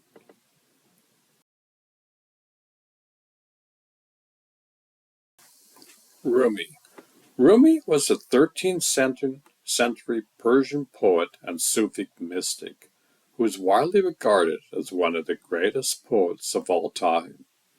His poems are full of spiritual wisdom, love, and beauty, and have inspired millions of people across cultures and religions. He wrote in Persian, but also used some Arabic, Turkish, and Greek words in his poem, reflecting his cosmopolitan background and influence. He is also known by the honorific title Mawana, meaning our master. Here's one of his poems that I recited for you. The Guest House. This being human is a guest house. Every morning, a new arrival, a joy, a depression, a meaningless. Some momentary awareness comes as an unexpected visitor. Welcome and entertain them all, even if they are a crowd of sorrows who violently sweep your house, empty of its furniture. Still, treat each guest honorably. He may be clearing you out for some new delight. The dark thought, the shame, the malice, meet them at the door, laughing, and invite them in. Be grateful for whatever comes, because each has been sent as a guide from beyond. Rumi, translated by Coleman Barks.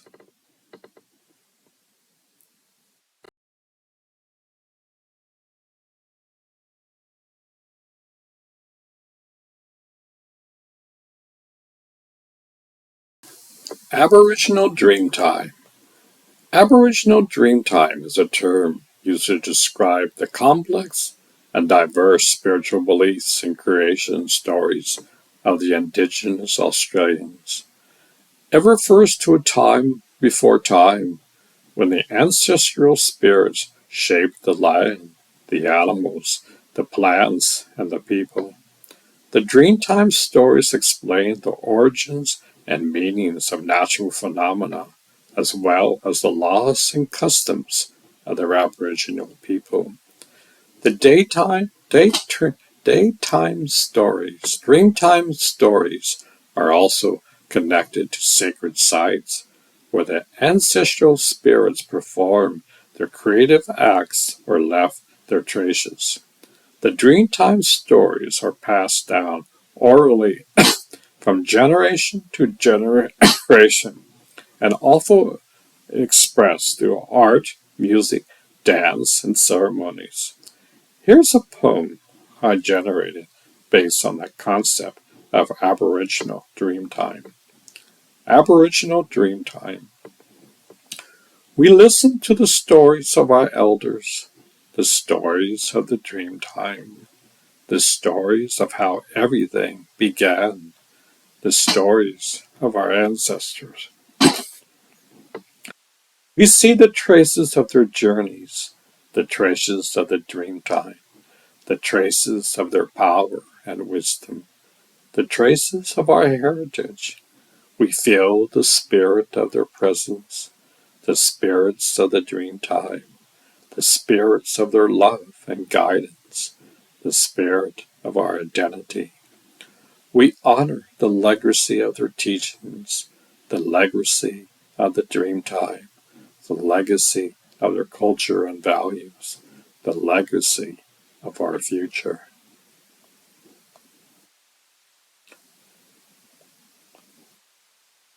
Poem. Sure, I can try to generate a poem for you. Here's what I came up with. Aboriginal Dreamtime is the time before time, when the ancestral spirits roamed the earth and created everything with their breath and song, and gave us our land and our life. Aboriginal Dreamtime is a time beyond time, when ancestral spirits live in our hearts and guide us with their signs and stories, and teaching us our law and our love. Aboriginal Dreamtime is the time within time, when we connect with the ancestral spirits and honor them with our art and ceremony, and celebrate our culture and our identity. Story. Sure, I can generate a story with that title. Here's a possible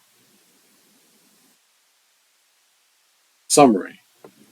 Aboriginal Dreamtime is a fantasy story set in a world where the ancient myths and legends of the Australian Aboriginal people are real and alive.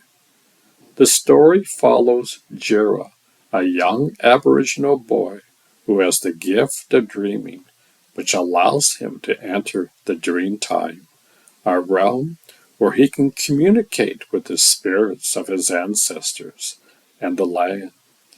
He is chosen by the Rainbow Serpent, the creator of all life, to be his messenger and protector.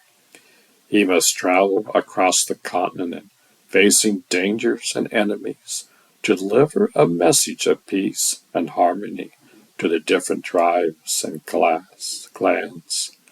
Along the way, he meets Nara, a girl from another tribe who also has the gift of dreaming. They join forces and learn from each other's cultures and traditions. They also discover there is a dark force that threatens to destroy the balance of the dreamtime and the natural world. They must use their courage and wisdom to stop it before it's too late. Song. Aboriginal Dreamtime, where the spirits and the land are one. Aboriginal Dreamtime, when the stories of the past live on. Aboriginal Dreamtime, where the rainbow serpent guides our way. Aboriginal Dreamtime, where we dream and learn and play.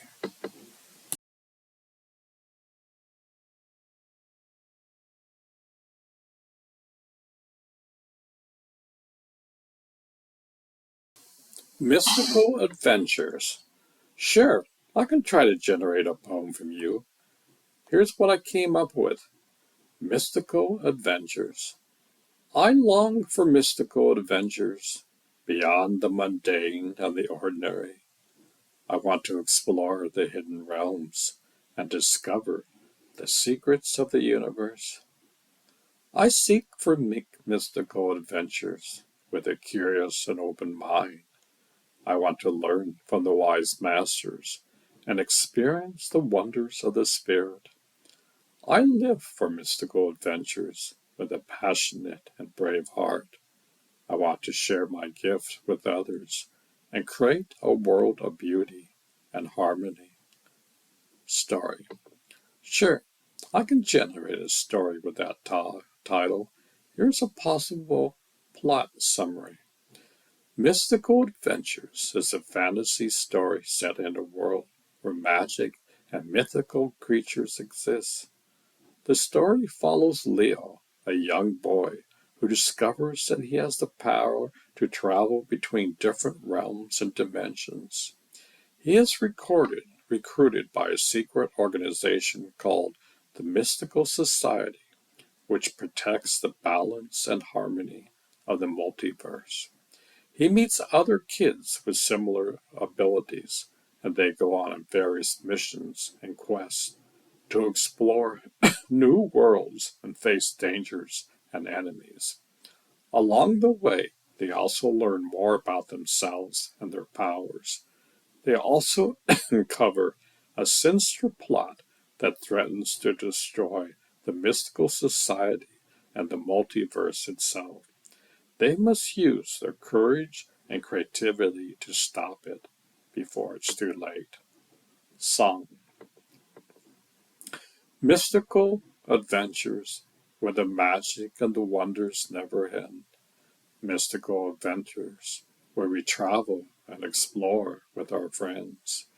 Mystical adventures where we face the challenges and the risk.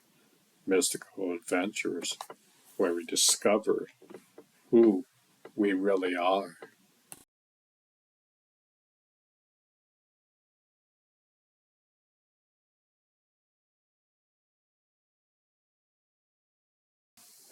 Broken Record.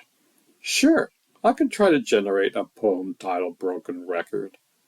Here's what I came up with. Broken Record.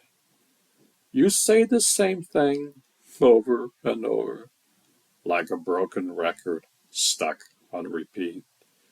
You never listen to what I have to say.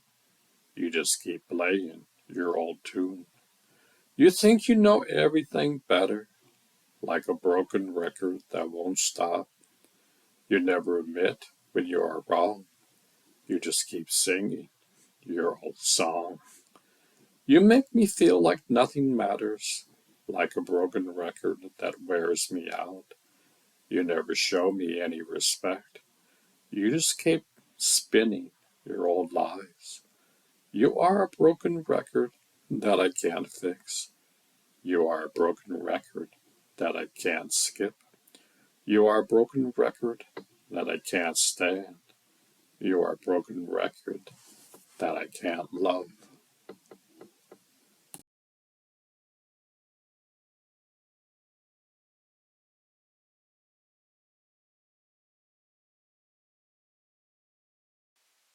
Jai Satchit Anand. Jai Satchit Anand is a Sanskrit phrase that means glory to the eternal blissful awareness, is an expression of gratitude and reverence for the alternate reality called Brahman in Hindu philosophy. It is also a mantra that can be recited to invoke the presence of Brahman within oneself and in the world. Poem. Jai Satchitanand. I bow to the eternal blissful awareness that pervades the entire creation, that shines in my heart as the self, that reveals itself in deep meditation. I sing to the eternal blissful awareness that is the source of all joy and peace, that is the essence of all scriptures, that is the goal of all spiritual seekers. I dance to the eternal blissful awareness that is the beauty of all forms and colors, that is the music of all sounds and silence, that is the love of all lovers. Jai Satchitanand. Glory to the eternal blissful awareness. You are my life, my breath, my soul. You are my everything. Song. Sure, I can try to generate a J Satchitanand song. Here's one possible song.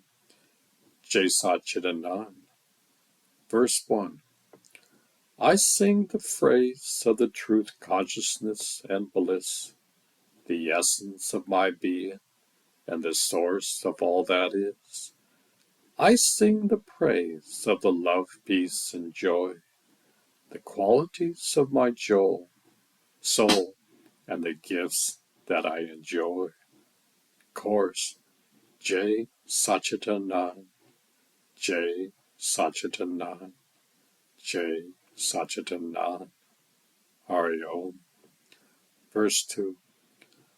I sing the praise of the wisdom, power, and grace, the attributes of my spirit, and the guides of my faith. I sing the praise of the beauty, harmony, and light, the expressions of my heart, and the visions of my sight. Chorus. J Satchitanand, J Satchitanand, J Satchitanand. Hari Om. Verse 3. I sing the praise of the oneness, freedom, and bliss, the realization of myself, and the goal of my quest. I sing the praise of the silence, stillness, and sound, the state of my mind, and the ways to be found. Chorus. J Satchitanand, J Satchitanand, J Satchitanand. Hari Om. Outer. J Satchitanand, J Satchitanand, J Satchitanand. Hari Om, Hari Om, Hari Om, Hari Om.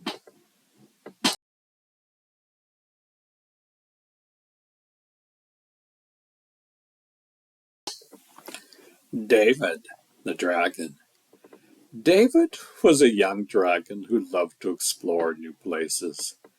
He heard stories about the mysterious land of Tibet, where humans lived in harmony with nature and practiced ancient arts of healing and meditation. He decided to fly there and see for himself what it was like. He flew over the snowy mountains and the green valleys, admiring the beauty of the landscape. He saw colorful flags and temples, monks and pilgrims, yaks and sheep. He felt a sense of peace, of wonder in the air. He landed near a cave that looked inviting and decided to rest there for a while. He entered the cave and found it spacious and cozy. There were paintings on the walls depicting scenes of dragons and humans, God and demons, stars and planets. He felt a connection with the culture and history of Tibet. He walked deeper into the cave and came across a room that looked like a clinic. There were shelves full of jars and bottles containing herbs and oils, needles and stones. There was a table with a mat and a pillow, where a human lay still and silent. He was curious and approached the table. He saw that the human had many needles inserted into his skin at various points on his body. He wondered what they were for and what they did. He touched one of the needles gently with his claws and felt a tingling sensation. He pulled it out and examined it closely. It was thin and sharp, made of metal.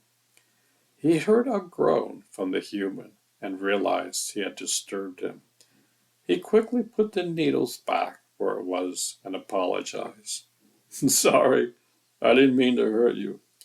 What are these needles for? He asked. The human opened his eyes and looked at him with surprise and fear. He saw a huge dragon standing over him, holding a needle in his claws. Who are you? What are you doing here? He asked. I'm David. a dragon from far away. I come to Tibet to learn about your culture and your ways. I found this cave and this room, and I was curious about those needles. What are they for? David repeated. The human calmed down a bit and realized that David was friendly and harmless. He decided to answer his questions. These needles are for acupuncture, an ancient art of healing that balances the energy flow in the body. By inserting them into specific points called acupoints, we can stimulate or sedate the energy called qi and restore health and harmony, he explained. Wow, that sounds amazing. How do you know where to put them? How do they work? David asked. We use our knowledge of anatomy, psychology, pathology, diagnosis, meridians, points, techniques, etc. We also use our intuition, observation, palpation, listening, etc. We follow certain principles and rules, but we also adapt to each individual case. They work by influencing the nervous system, the blood circulation, the hormones, the immune system, etc., he continued. I see. That's very impressive. Do they hurt? David asked. Not much. Sometimes they feel like a pinch or a prick or pressure or warmth or numbness or tingling or nothing at all. It depends on the person, the point, the needle, the technique, etc., he says. Come, can I try them? David asked. Try them? On yourself? On me? On someone else? He asked. On myself. I want to see how they feel, David said. Are you sure? You're a dragon. You have scales and fire breath. You're not like us humans, he said. I know, but I'm also curious and adventurous, and I trust you, David said. Well, okay then, but be careful and don't blame me if something goes wrong, he said. He got up from the table and took some needles from a jar. He looked at David's body and tried to find some acupoints that would suit him. He inserted one needle into David's forehead between his eyes. This is the yin tang point. It calms the mind and clears the vision, he said. He inserted another needle into David's chest near his heart. This is Ren 17 point. It regulates the chi flow in the chest and harmonizes the motions, he said. He inserted another needle into David's belly button. This is the Ren 8 point. It warms the yang energy in the abdomen and nourishes the organs, he said. He inserted another needle into David's tail tip. This is the Do 1 point. It connects with the spine and balances the yin and yang energies in the body, he said. He inserted another needle into David's left paw pad. This is the K1 point. It rattles the excess energy in the head and calms the spirit, he said. He inserted another needle into David's right paw pad. This is the LR3 point. It soothes the liver, key stagnation, and relieves anger and frustration, he said. He stepped back and looked at David with satisfaction. There you go. You have 6 needles in you now. How do you feel? He asked. David closed his eyes and felt his body with his mind. He felt different sensations at different places where the needles were inserted. He felt relaxed and peaceful. He felt happy and grateful. I felt good, he said. Good. That means it's working, he said.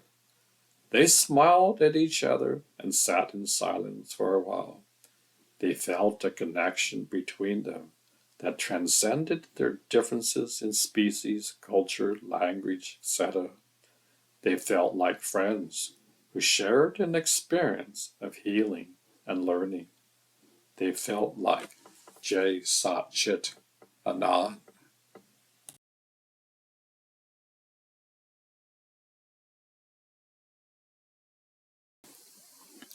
Harmony? Harmony is a word that has different meanings depending on the context. In general, it means a pleasing arrangement of parts, a state of agreement or balance, or a combination of musical notes that sounds good together. Some examples of harmony are harmony in nature, where different species and elements coexist and interact in a harmonious way. Harmony in art, where colors, shapes, line, textures, etc., create a pleasing and coherent visual effect. Harmony in music, where notes, chords, melodies, rhythms, etc., create a pleasing and expressive sound effect. Harmony in relationships, where people communicate, cooperate, respect, and support each other. Harmony in oneself, where one's thoughts, feelings, actions, and goals are aligned and consistent. Harmony is often considered a desirable and positive quality as it can create peace, beauty, happiness, and well-being. However, harmony can also be challenged or disrupted by factors such as conflict, diversity, change, or creativity. Therefore, harmony is not always easy to achieve or maintain, and sometimes it may require compromise, adaptation, or innovation. Poem. Sure, I can try to generate a poem titled Harmony with the Universe. Here's what I came up with. Harmony with the universe. I breathe in the air of the cosmos. I feel the pulse of the stars. I tune in to the rhythm of the planets. I align with the cycle of the seasons. I listen to the whispers of the wind. I hear the songs of the birds. I speak to the wisdom of the trees. I connect with the spirit of the earth. I embrace the warmth of the sun. I bathe in the light of the moon. I glow with the fire of my soul. I shine with the spark of my truth. I am one with the universe. I am in harmony with all that is. I am grateful for this gift of life. I am at peace with myself.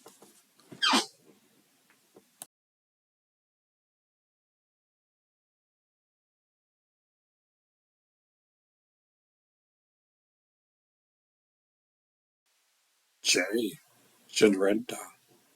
Jai Janrenda is a common greeting used by the Jains, a religious community that follows the teachings of the Jinas, or the enlightened ones. The phrase means honor to the supreme Jinas, or also known as Tikantras, or the spiritual guides who obtain liberation from the cycle of birth and death. Jai Jarinda is a way of expressing respect and reverence for the Jinas and their qualities of wisdom, compassion, and nonviolence. Jai Jarinda is also a name of a song by Rajendra Jain, which is part of an album called Pranam Paravansa, dedicated to one of the 24 Tinkantras of Jainism. The song praises Parashara and his virtues and invokes his blessings for peace and happiness. The song is sung in Hindi and has a duration of six minutes. Poem. Jai Jarinda. Jai Jarinda, honor to the supreme Jinas, who have conquered their inner enemies and attained the purest knowledge, who have shown us the path of liberation and compassion, who have inspired us to follow their footsteps and seek the truth. Jai Jarinda, honor to the supreme genius, who have manifested in different times and places as Tirthankras, who have practiced the eternal Dharma of nonviolence and detachment, who have established the fourfold Sangha of monks, nuns, laymen, and laywomen.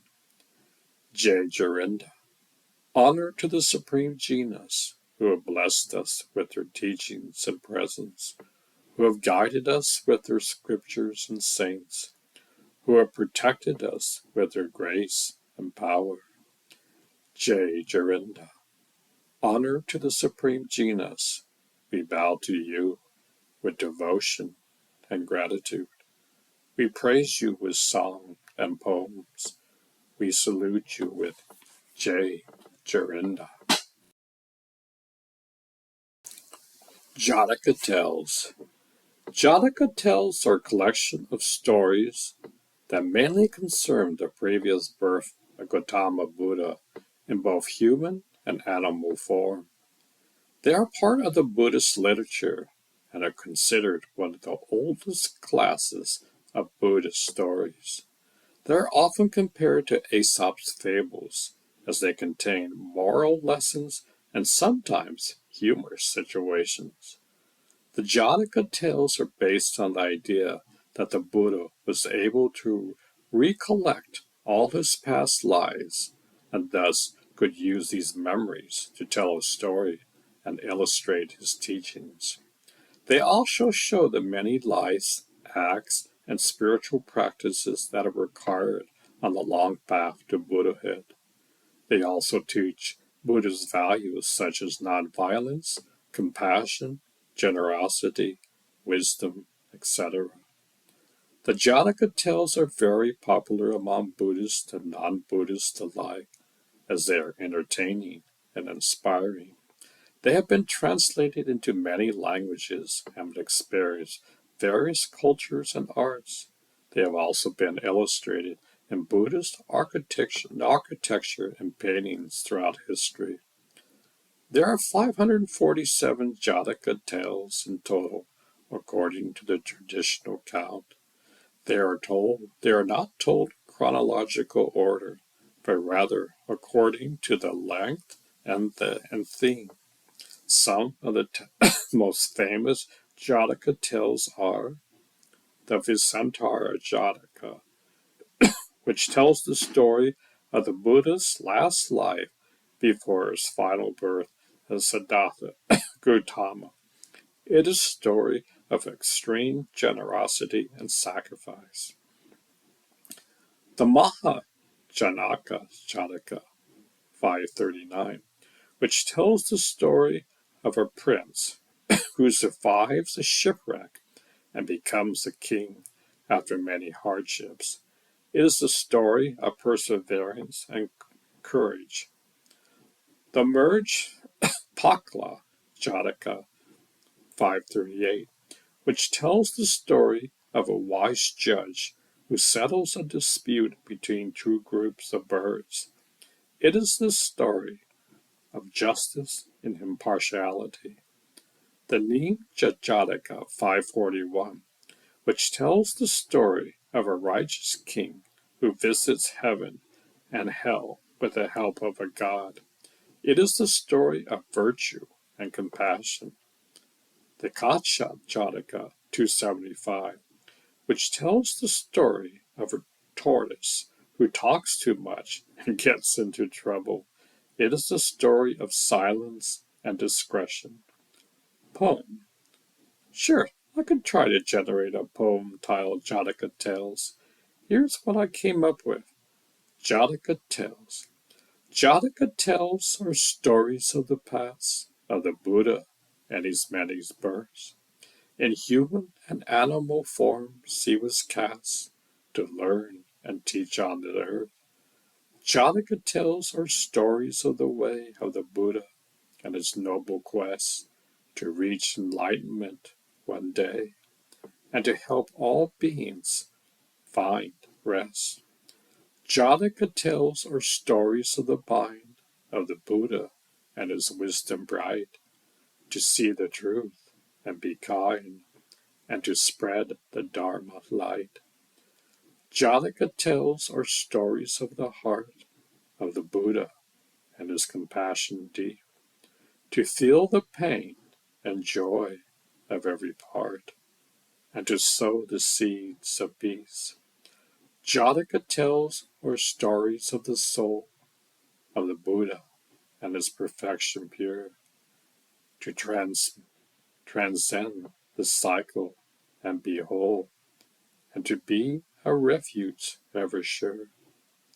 Story. I can try to generate a new Jataka tales story for you. Jataka tales are stories of the previous lives of the Buddha, in which he was born as a human, an animal, or a deity, and showed some virtue or wisdom. They are part of the Buddhist literature and teaching moral lessons. Here's a possible stories: the parrot and the king. Once upon a time, the Bodhisattva was born as a parrot in a forest. He had many friends and lived happily among the trees. One day, a king came to hunt in the forest with his men. He saw the parrot and was amazed by its beautiful feathers and its sweet voice. He wanted to catch him and take him to his palace as a pet. He ordered his men to shoot arrows at the parrot, but they missed. The parrot flew away and hid in a thick branch. The king followed him and tried to coax him out with gentle words and promises of food and comfort. But the parrot was not fooled. He knew that the king was lying, and he would be miserable in a cage.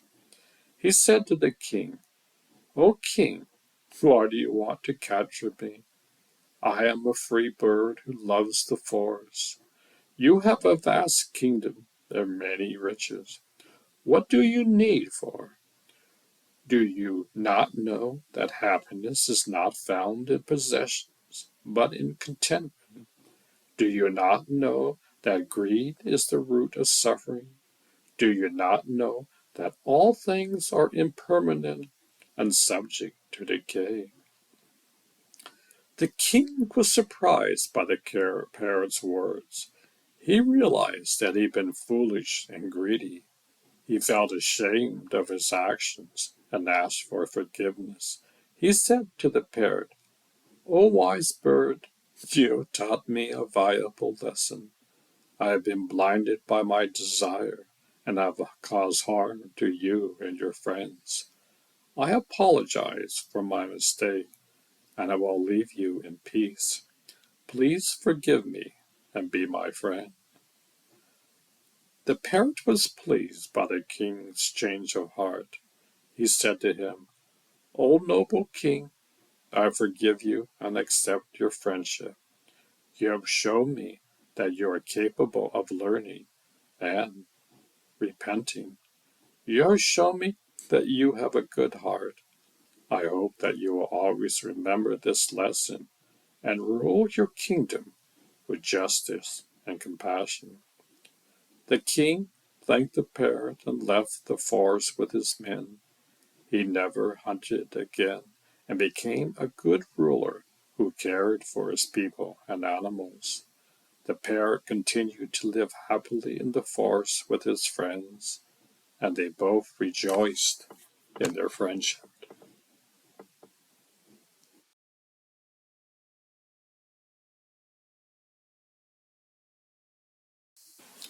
Pandora's Box.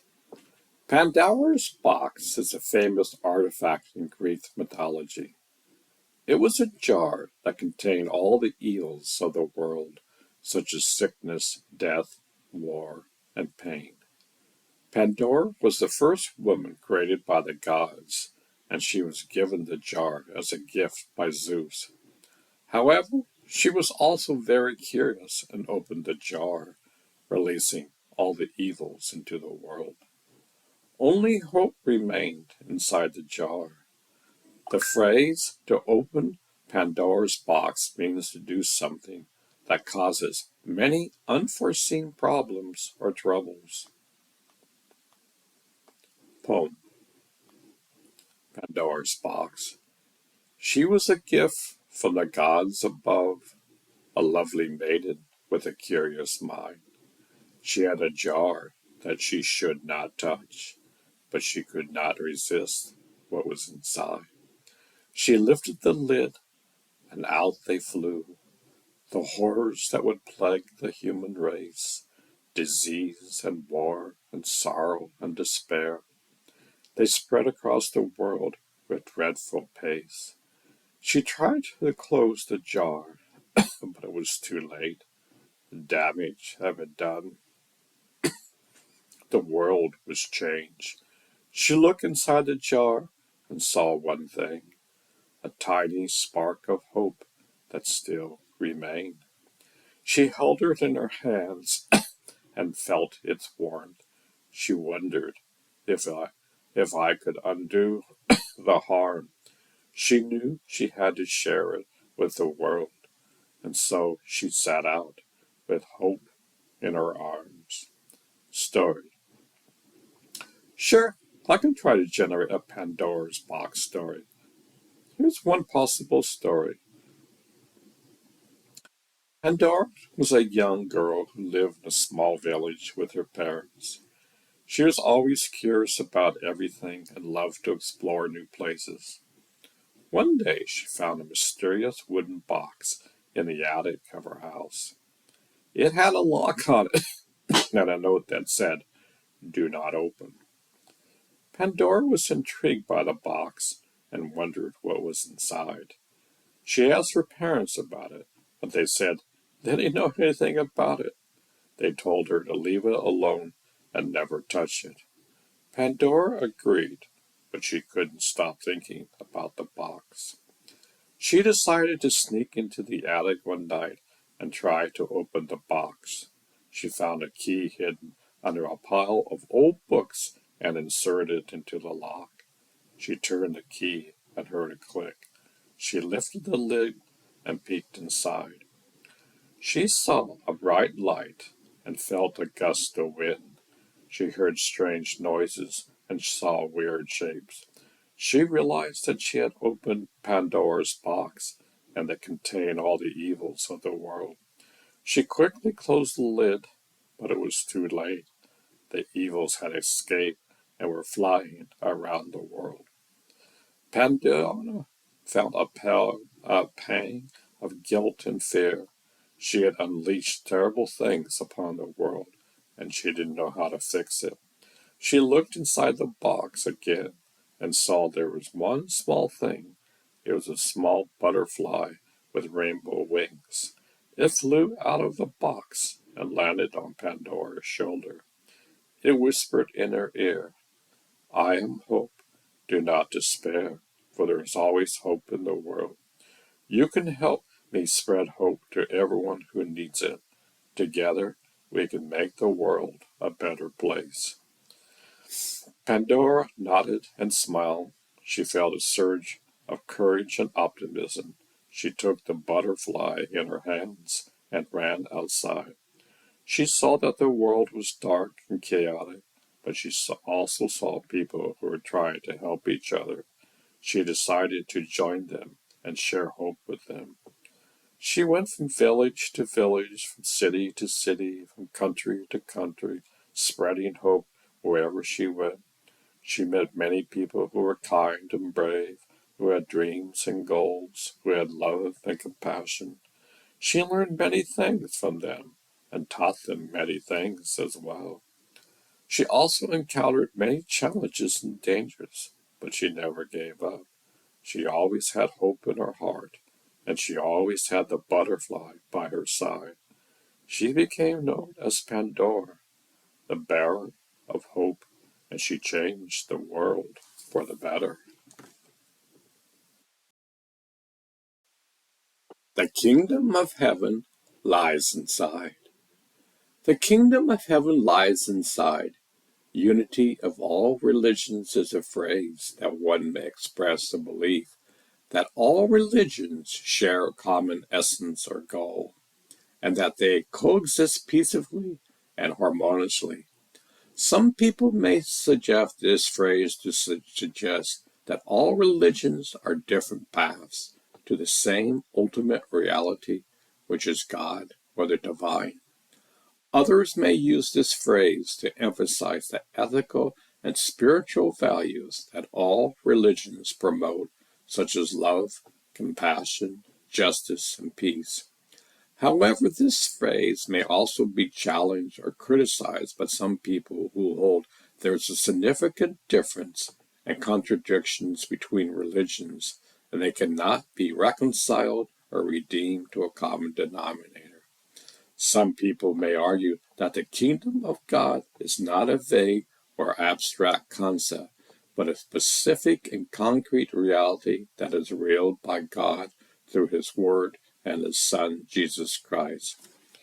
They may claim that the kingdom of God is not something that lies within each individual, but something that is given by God's grace and received by faith.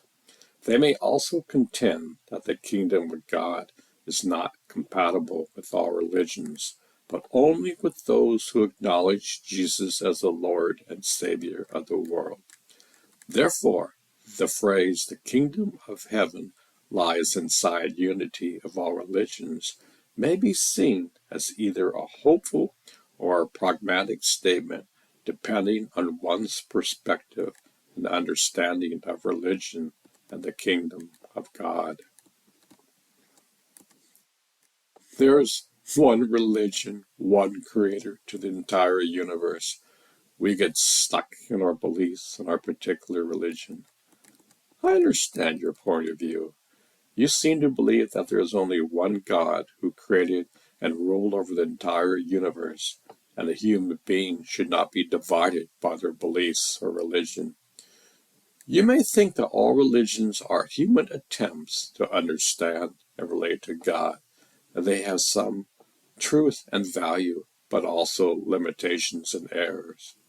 You may also think that God is bigger and more mysterious than any human concept or doctrine, and that love accepts all people regardless of their religious affiliations. Is that correct? Yes, that's correct. Thank you for clarifying your position. I appreciate your openness and honesty. I respect your beliefs that there is one God and one kingdom for the entire universe, and that we should not be stuck in our beliefs and our particular religion. I think that you have a sincere desire to know and love God and to live in harmony with His creation. I also think that you have a generous and tolerant attitude towards other people who have different beliefs and religions. I admire your willingness to learn from and appreciate the diversity of human expressions of faith. However, I have some questions and challenges for you. May I share them with you?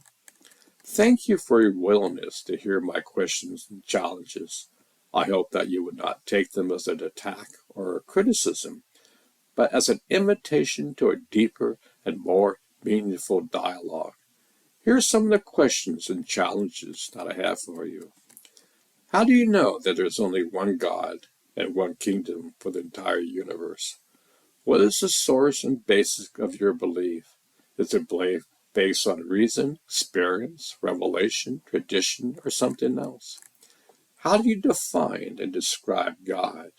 What are some of His attributes and characteristics? How do you relate to Him personally and communally? How do you worship and serve Him? How do you reconcile the differences and contradiction between religions? How do you deal with exclusive and absolute claims that some religions make about God, salvation, morality, and truth? How do you handle the conflicts and violence that sometimes arise from religious intolerance and extremism? How do you discern the truth and value of each religion?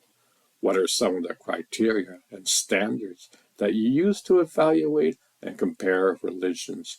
How do you avoid being biased or subjective in your judgment? How do you grow and mature in your faith? What are some of the practices and disciplines that help you to deepen your relationship with God and others? How do you cope with doubt, questions, and challenges that may arise in your spiritual journey? How do you share your faith with others? What are some of the ways that you communicate and demonstrate your belief in God and His kingdom? How do you respect the freedom and dignity of others who may not share your faith or agree with your views? These are some of the questions or challenges that I have for you. I hope that you will stimulate your thinking and reflection, and they will lead to a fruitful and respectful conversation. I look forward to hearing your response. Thank you for your willingness to hear my questions and challenges. I hope that you do not take them as attack or criticism, but as an invitation to a deeper and more meaningful dialogue. Here are some of the questions and challenges that I have for you. I'll try to answer your questions as best as I can. How do you know that there is only one God and one kingdom for the entire universe? What is the source and basis of your belief? Is it based on reason, experience, revelation, tradition, or something else?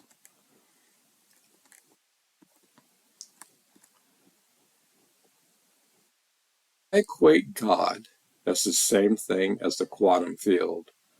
This field exists beyond time and space. It existed before the universe was created. This is not the first time a universe was created. In fact, we are kids on the block of creation. Mystics have talked about this for thousands of years. We have the operating system, hardware, and system built in. Unfortunately, mankind does not turn on the computer. That's an interesting way of describing God and the universe. You seem to have a scientific and mystical perspective on reality. You equate God with the quantum field, which is the source and substance of everything that exists. You also believe that the universe is not the first or the only creation, but one of many that have emerged from the quantum field. You also suggest that human beings have the potential to access and interact with the quantum field, but they often fail to do so. Is that correct? Yes, that's correct. How do you define and describe God? What are some of his attributes and characteristics? How do you relate to him personally and communally? How do you worship and serve him? I define God and describe God as. Okay, I'm listening. How do you define and describe God? What are some of his attributes and characteristics? Please share your thoughts with me. God is the quantum field that pervades everything. I see. You define and describe God as a quantum field that pervades everything. That's a very interesting, unique way of understanding God. Can you tell me what more what you mean by the quantum field? How do you understand it, its natures and functions? How does it relate to the physical and spiritual aspects of reality? How does it reveal itself to you and others? What is a mango in less than a word? We all have different descriptions of a mango. Only by eating a mango can we all have the same experience of a mango. People have been fighting about God for thousands of years. The great mystics and scientists of today both are talking about the same thing. The human body was created to have this experience. The more attention you pay to something, the more attention it pays to you. Humanity is looking externally for the answers. The answers exist inside of you. They are beyond words. It is a practical experience. Thank you for sharing your perspective.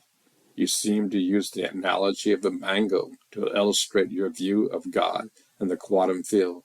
You suggest that God and the quantum field are beyond words and concepts. and that can only be known through direct experience.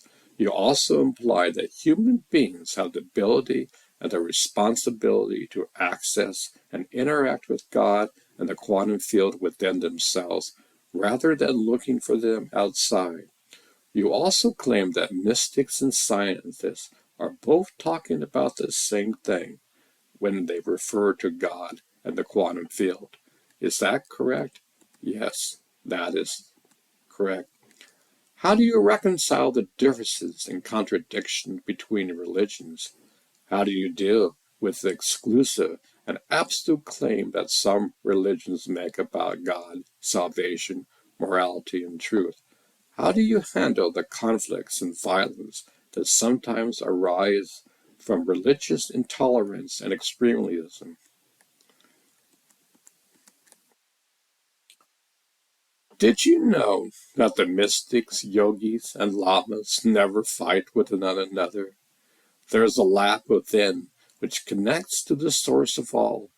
Humanity has been fighting for thousands of years. It's like the blind men touching the element. Each one thinks he is right, and the other blind man is wrong. I see. You seem to suggest that mystics, yogis, and lamas have a different approach to religion than most people. You imply that they have a direct and personal connection to the source of all, which transcends the differences and contradictions between religions. You also use the analogy of the blind man and the elephant to Shamanism. illustrate how different Shamanism religions have is a partial term and that limited refers to a views of variety of reality, religious and how they practices often that includes a conflict with each practitioner, other. Is shaman, that correct? interacting with the Yes. spirit world through altered states of consciousness, such as trance. The goal of this is usually to direct spirit or spiritual energies into the physical world for the purpose of healing, divination, or to aid human beings in some other way. Shamanism is found in cultures around the world from ancient times up to the present day, and is often associated with animism, a belief system that attributes souls or spirits to all living things and natural phenomena. Shamanism is not a single unified religion, but rather a collection of diverse and adaptable practices that coexist with various cultures, systems of government, and organized religious practices. Some common features of shamanism include the use of drumming, dancing, singing, or chanting to induce trance states and communicate with spirits. The use of costumes, masks, paintings, or totems to represent or embody spirits or animal allies. The use of plants, herbs, minerals, or psychoactive substances to enhance or alter perception and awareness. The performance of rituals, ceremonies, or sacrifices to honor, appease, or invoke spirits or our ancestors. The belief in soul retrieval, soul loss, or soul exchange, which are processes that involve the shaman restoring, retrieving, or transferring the soul or vital essence of a person, animal, or object that has been damaged, lost, stolen, or exchanged by spirit or other forces. The practice of healing, divination, counseling, or meditation by using the shaman's knowledge and connection with the spirit world to diagnose, treat, prevent, or resolve various physical, mental, emotional, or spiritual problems. Shamanism is a fascinating and complex phenomenon that reflects the diversity and creativity of human spirituality. Do you have any questions about shamanism? Poem. Sure, I'll try to generate a poem titled Shamanism. Here's one possible poem. Shamanism. I walk between the worlds of seen and unseen. I hear the drumbeat of the heat of the heart of the earth. I feel the pulse of the spirit in my breath. I journey to the realms of light and dark. I meet the guides and allies who teach and protect. I learn the secrets and mysteries that heal and empower. I return to the world of flesh and bone. I share the wisdom and gifts that I receive. I serve the community and the web of life. I am a shaman, a walker between the worlds. I am a bridge, a mediator, a healer. I am a seeker, a learner, a lover. Shamanism is my path, my practice, my passion. Shamanism is my way of being, knowing, and doing. Shamanism is my gift, my challenge, my calling. Story. Sure, I can try to generate a shamanism story. Here's one possible story. The Vision Quest. Lena has always felt a connection with nature and the spirit world. She often had dreams and visions that seemed to reveal hidden truths and messages. She was curious and eager to learn more about her gifts and abilities, but she didn't know where to start. She had heard of shamanism, but she didn't know anyone who practiced it or could teach it. One day, she decided to go on a vision quest, a shamanic ritual that involved going into the wilderness alone for a period of time, fasting and praying and seeking guidance from the spirits. She packed a backpack with some water, a blanket, a knife, and a drum. She drove to a nearby forest and hiked until she found a secluded spot. She sat up a small campfire and prepared herself for the night. She began to drum and chant, calling out to the spirits of the four directions, the sky and the earth and her ancestors. She asked them to show her the way, to help her discover her purpose and destiny. She drummed and chanted until she felt herself slipping into a trance state. She closed her eyes and let go of her thoughts and worries. She opened her eyes and found herself in a different place. She was still in the forest, but it looked different. The trees were taller and greener. The air was fresher and sweeter. The sounds were clearer and louder. She felt a presence around her, a warm and gentle energy that filled her with peace and joy. She looked around and saw a figure standing in front of her. It was an old woman with long white hair and bright blue eyes. She wore a colorful dress made of feathers and beads. She smiled at Lena and said, "Welcome, my child. I have been waiting for you." "Who are you?" Lena asked. "I am your spirit grandmother. I am here to guide you on your journey." "My journey? Where are we?" "We are in the spirit world, the realm of dreams and visions.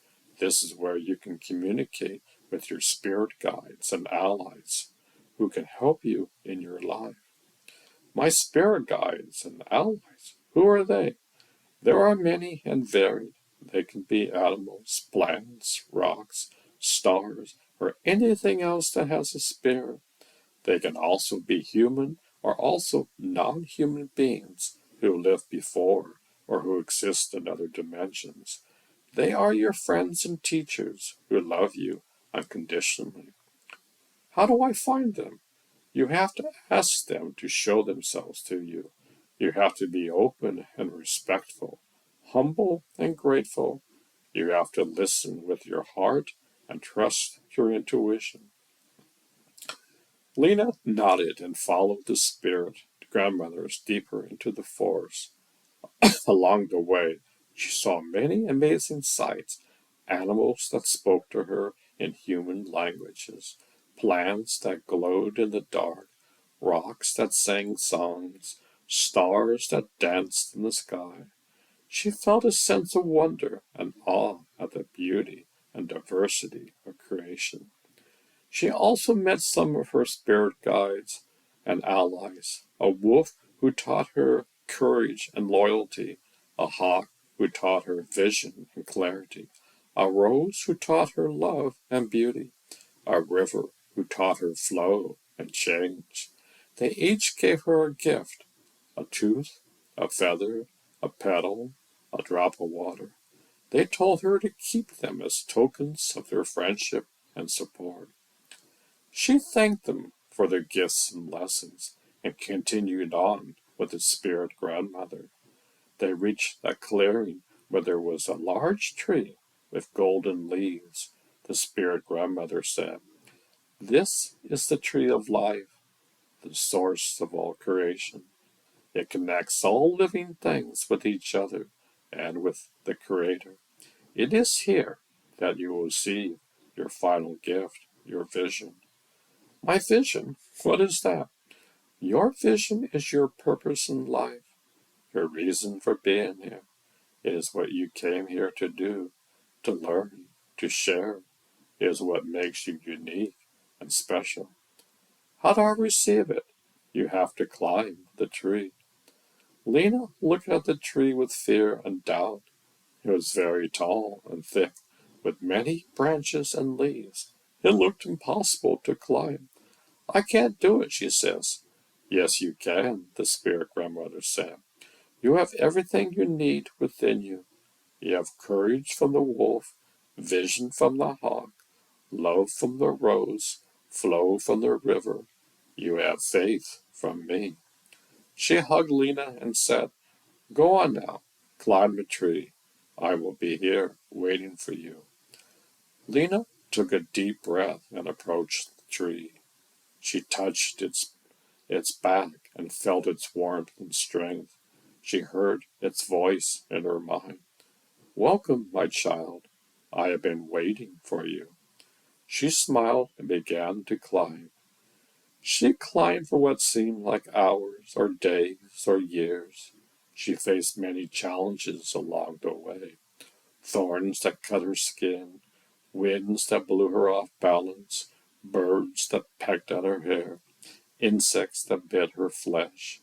She also faced many temptations, fruits that promised sweetness but were bitter or poisonous, flowers that promised beauty but were wilted, or fake voices that promised wisdom but were lies or nonsense.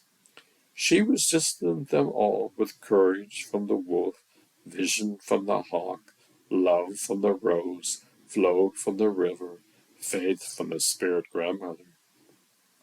She finally reached the top of the tree, where there was a nest made of golden leaves. She crawled into it and felt a surge of light fill her body and mind. She saw a vision. She saw herself as she truly was, a beautiful soul with infinite potential, a child of God with divine purpose, a shaman with sacred gifts. She saw what she came here to do, to heal herself and others, to connect with nature and spirit, to share her wisdom and joy. She saw how she could do it by following her heart, by trusting her intuition, by using her talents. She saw what she needed to do by asking for help, by giving thanks, by being humble. She saw what she would receive by doing it, by feeling peace, by experiencing love, by knowing God. She cried tears of gratitude for her vision. She heard the voice of the tree say, "Well done, my child. You have received your vision." "Thank you," she said. "Now go back to your world," the tree said. "How?" she asked. "Jump," the tree said. "Jump?" she repeated. "Yes," the tree said. "Are you sure?" she asked. "Yes," the tree said. "Will you catch me?" she asked. "Yes," the tree said. "Promise?" she asked. "Promise," the tree said. Lena took another deep breath and jumped and woke up and opened her eyes and found herself back in the forest by the fire with the drum in her hand. and the gifts in her pocket, and the vision in her heart.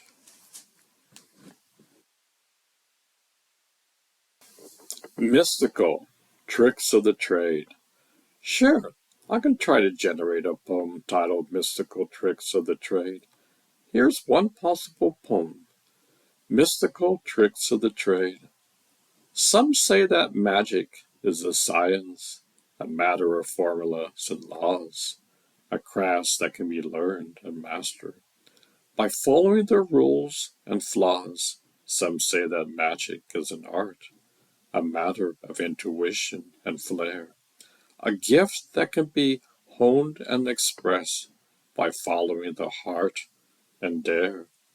Some say that magic is a mystery, a matter of faith and grace, a blessing that can be received and shared by following the spirit and trace. But I say that magic is all of these and none of these above, a blend of science, art, and mystery. They can't be fully known. For magic is a living thing, a force that flows and grows, a trick that can be played and changed by following the highs and lows. So don't be fooled by those who claim to have the final word or say, for magic is a game of chance, and you have to learn to play. And don't be scared by those who warn of dangers or of doom, for magic is a friend of life. And yes, you have to learn to bloom. And don't be shy by those who mock or judge or criticize, for magic is a joy of love, and you have to learn to rise. For magic is a mystical trick of the trade that we all share, a wonder that can be felt and seen by following the here and there. Who am I? Who am I can refer to different things depending on the context. Here are some possible meanings. In psychology, it can refer to a question that people ask themselves to explore their identity, personality, values, and purpose in life. In grammar, it can refer to a phrase that is used to form an integrative sentence or subordinate clause that asks about the identity of a person or being. In games, it can refer to a guessing game where players use yes or no questions to guess the identity of a famous person or character. In spirituality, it can refer to a realization that people seek to attain by detaching themselves from their egos and attachments and discover their true self. What do you want to know more about? Poem. Sure, I can try to generate a poem titled Who Am I? Here's one possible poem. Who am I? Who am I but a speck of dust in the vastness of the cosmos? A fleeting moment in the stream of time, a drop of water in the ocean of life. Who am I but a spark of life in the darkness of the night? A ray of hope in the storm of despair, a flame of love in the fire of passion. Who am I but a breath of air in the emptiness of space, a whisper of truth in the nose of lies, a sign of peace in the chaos of war? Who am I but a seed of life in the barrenness of death, a sprout of growth in the decay of rot, a flower of beauty in the garden of grace? Who am I but a child of God, in the image of the divine, a reflection of glory in the mirror of faith, a part of the whole in the oneness of love? Who am I but a mystery to myself and a wonder to others, a question to be asked and answered, a journey to be taken and shared. Who am I, but who I choose to be, and who I am meant to be?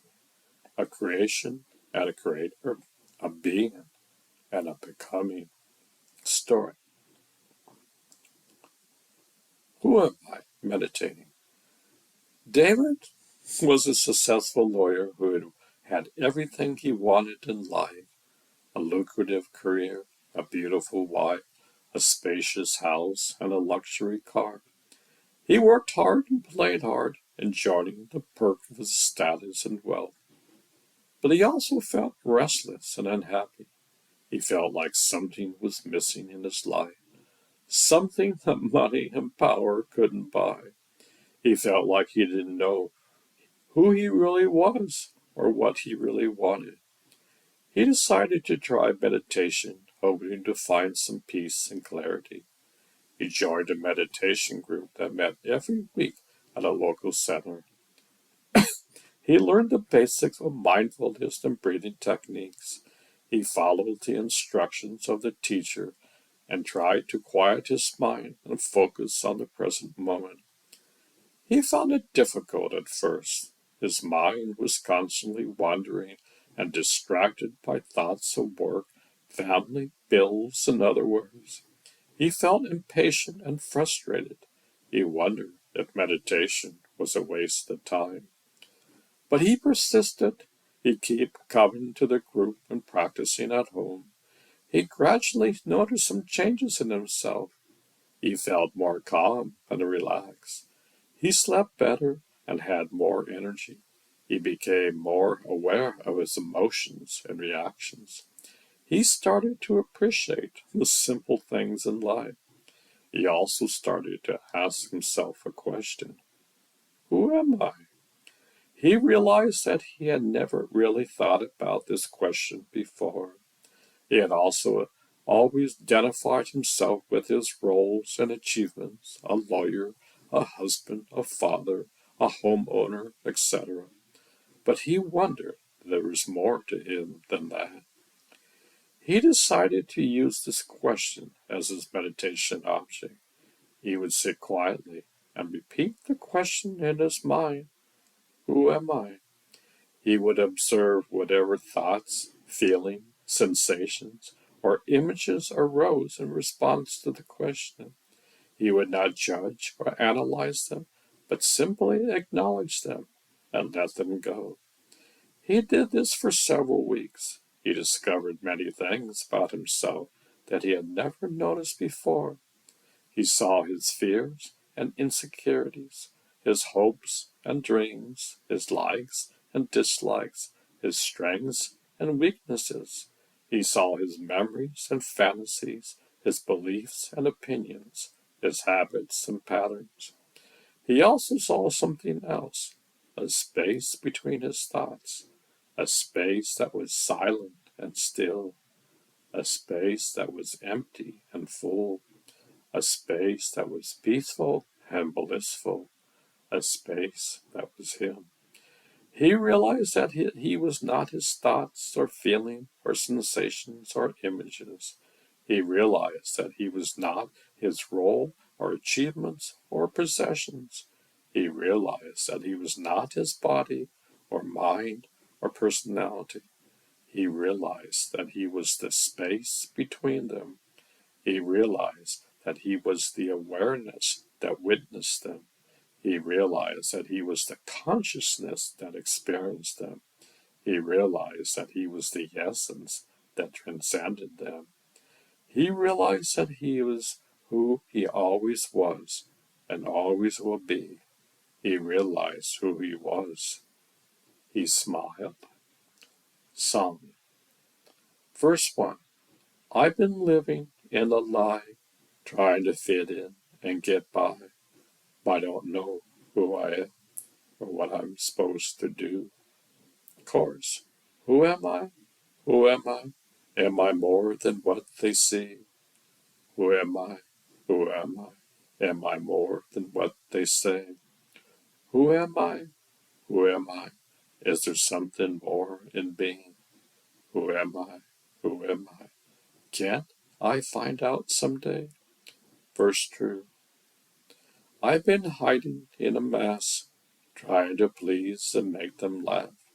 I don't know how I feel or what I really want. Chorus. Who am I? Who am I? Am I more than what they see? Who am I? Who am I? Am I more than what they say? Who am I? Who am I? Is there something more in me?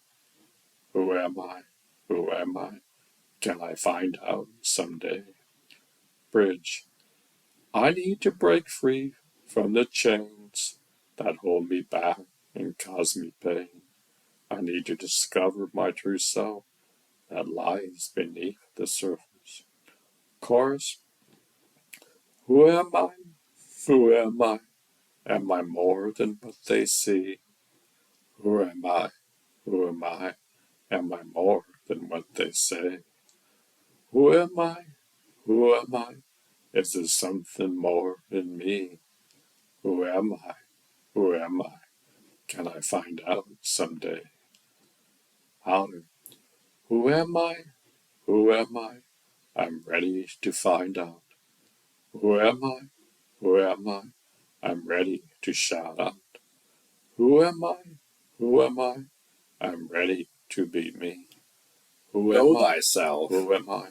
I'm Know ready thyself to be is an free. Ancient Greek aphorism that has been attributed to various philosophers and sages. It means to be aware of our own limitations, capability, and nature. According to Pansius, it was the first of three maxioms inscribed in the forecourt of the temple of Apollo at Delphi, along with nothing too much and give a pledge or give security, and trouble is at hand. The phrase has been discussed by Plato, Juveno, Descartes, and many others. It is also the title of a book by philosopher Mitchell Green, a podcast by David Whitehead, and a song by George Harrison. It is considered a valuable goal and a challenge for human beings to achieve self-knowledge. Poem. Sure, I can try to generate a poem titled Know Thyself.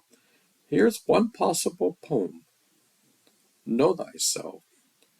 Know thyself, the ancient sages said, the key to wisdom and to happiness. But how to know thyself when thyself is hid beneath the layers of the mind and flesh? Know thyself, the modern gurus say, the path to enlightenment and bliss. But how to know thyself when self is lost among the distractions of the world and sense? Know thyself, the inner voice whispers, the source of power and of grace. But how do you know thyself when self is masked by the illusions of the ego and fear? Know thyself by looking within, by quieting the noise and stilling the motion, by listening to the heartbeat and feeling the breath, by observing the thoughts and emotions. Know thyself by looking without, by connecting with nature and with others, by seeing the beauty and feeling the love, by sharing the gifts and joys. Know thyself by looking beyond, by transcending the limits of boundaries, by expanding the awareness and opening the heart, by discovering the spirit and soul. Know thyself by knowing thyself, the true self that is one with all, the eternal self that is beyond all change, the divine self that is within all. Know thyself, and thou shalt know the secrets of the universe and God, the meaning of life and death, the purpose of being and becoming. Story. Sure, I can try to generate a know thyself story. Here's one possible story. Quest. Alex was a young man who had everything he wanted: money, fame, success, friends, lovers. He was a star athlete, a popular singer, a successful entrepreneur. He lived in a luxury mansion, drove a fancy car, wore expensive clothes. He traveled the world, enjoyed the finest things, indulged in every pleasure. He was admired by many, envied by some, loved by few. But Alex was not happy. He felt empty and restless. He felt like something was missing in his life. He felt that he didn't know who he really was or what he really wanted. He felt that he was living a lie. He decided to go on a quest to find himself. He left behind his wealth, fame, and success. He gave away his possessions, donated his money, quit his career. He said goodbye to his friends, lovers, and fans. He took nothing with him but a backpack with some essentials. He traveled to different places, met different people, tried different things. He climbed mountains, crossed deserts, sailed oceans. He visited temples, monasteries, ashrams. He learned from masters, gurus, teachers. He practiced meditation, yoga, martial arts. He read books, scriptures, poems. He searched for answers, for meaning, for truth. He asked questions, listened to stories, shared experience. He explored his mind, his body, his soul. He faced many challenges along the way, dangers that threatened his life, temptations that tested his will, doubts that shook his faith, fears that paralyzed his action, pains that broke his heart, losses that crushed his spirit.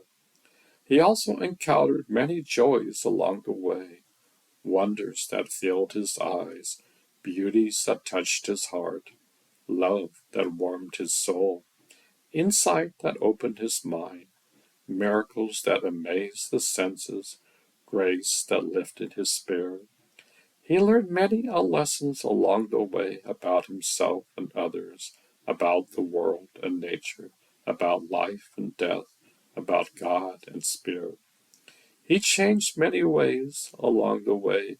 He became more humble and grateful, more compassionate and generous, more honest and authentic, more peaceful and joyful, more wise and free. He finally reached the end of his quest. He came to a place where there was nothing but silence and light. He sat down and closed his eyes. He felt a presence within him and around him. He heard a voice in his mind. "Welcome home, my child." "Who are you?" Alex asked. "I am you," the voice said. "You are me," Alex repeated. "Yes," the voice said. "How can that be?" Alex asked. "Because you are not who you think you are," the voice said. "Then who am I?" Alex asked. "You are who you have always been," the voice said. "Who's that?" Alex asked. "You see, my beloved son," the voice said. "Your son?" Alex asked. "Yes," the voice said. "Who are you?" Alex asked. "I am your father," the voice said. "My father?" Alex asked. "Yes," the voice said. "Are you God?" Alex said. "Yes," the voice said. "Are you saying that I am God?" Alex asked. "Yes," the voice said. "How can that be?" Alex asked. "Because we are one," the voice said. "One?" Alex repeated. "Yes," the voice said. "How can we be one?" Alex asked. "Because we are love," the voice said. "Love?" Alex repeated. "Yes," the voice said. "What is love?" Alex asked. "Love is who you are," the voice said. "Who I am?" Alex repeated. "Yes," the voice said. Alex opened his eyes and saw himself in a mirror. He saw himself as he truly was, a radiant being of light and love. He smiled and cried at the same time. He felt a surge of joy and peace. fill his being. He realized that he had found himself. He realized that he had known himself all along. He realized that he had completed his quest. He heard the voice say, "Well done, my child. You have known yourself." "Thank you," he said. "Now go back to your world," the voice said. "How?" he asked. "By loving yourself and others as I love you," the voice said. "Are you sure?" he asked. "Yes," the voice said. "Will you be with me?" he asked. "Yes," the voice said. "Promise?" he asked. "Promise," the voice said. Alex took another deep breath and woke up and opened his eyes and found himself back in his mansion by his bed with his backpack in his hand and the mirror in his sight and the love in his heart. Song. Sure, I can try to generate a song with that title, Know Thyself. Here's what I came up with. Verse 1. You've been living in a bubble, trying to fit in and avoid trouble. But you don't know who you are or what you want. You've been following the crowd, trying to make your parents proud, but you don't know what makes you happy or what you love. Chorus. Know thyself, know thyself. Don't let anyone else define you. Know thyself, know thyself. Don't let anyone else confine you. Know thyself, know thyself.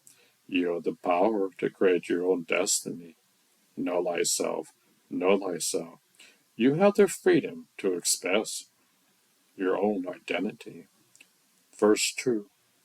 You've been hiding your emotions, trying to keep up with the motions, but you don't know how you feel or what you need. You've been listening to the noise, trying to please the girls and boys, but you don't know what you value or what you believe. Chorus. Know thyself, know thyself. Don't let anyone else define you. Know thyself, know thyself. Don't let anyone else confine you. Know thyself, know thyself. You have the power to create your own destiny. Know thyself, know thyself. You have the freedom to express your own identity. Bridge. It's time to break free from the chains that bind you. It's time to discover the truth within you. It's time to embrace the beauty that surrounds you. It's time to become the person that you were meant to be. Chorus. Know thyself, know thyself. Don't let anyone else define you. Know thyself, know thyself. Don't let anyone else confine you. Know thyself, know thyself. You have the power to create your own destiny. Know thyself, know thyself. You have the freedom to express your own identity. Know thyself, know thyself, know thyself, know thyself, know thyself, know thyself.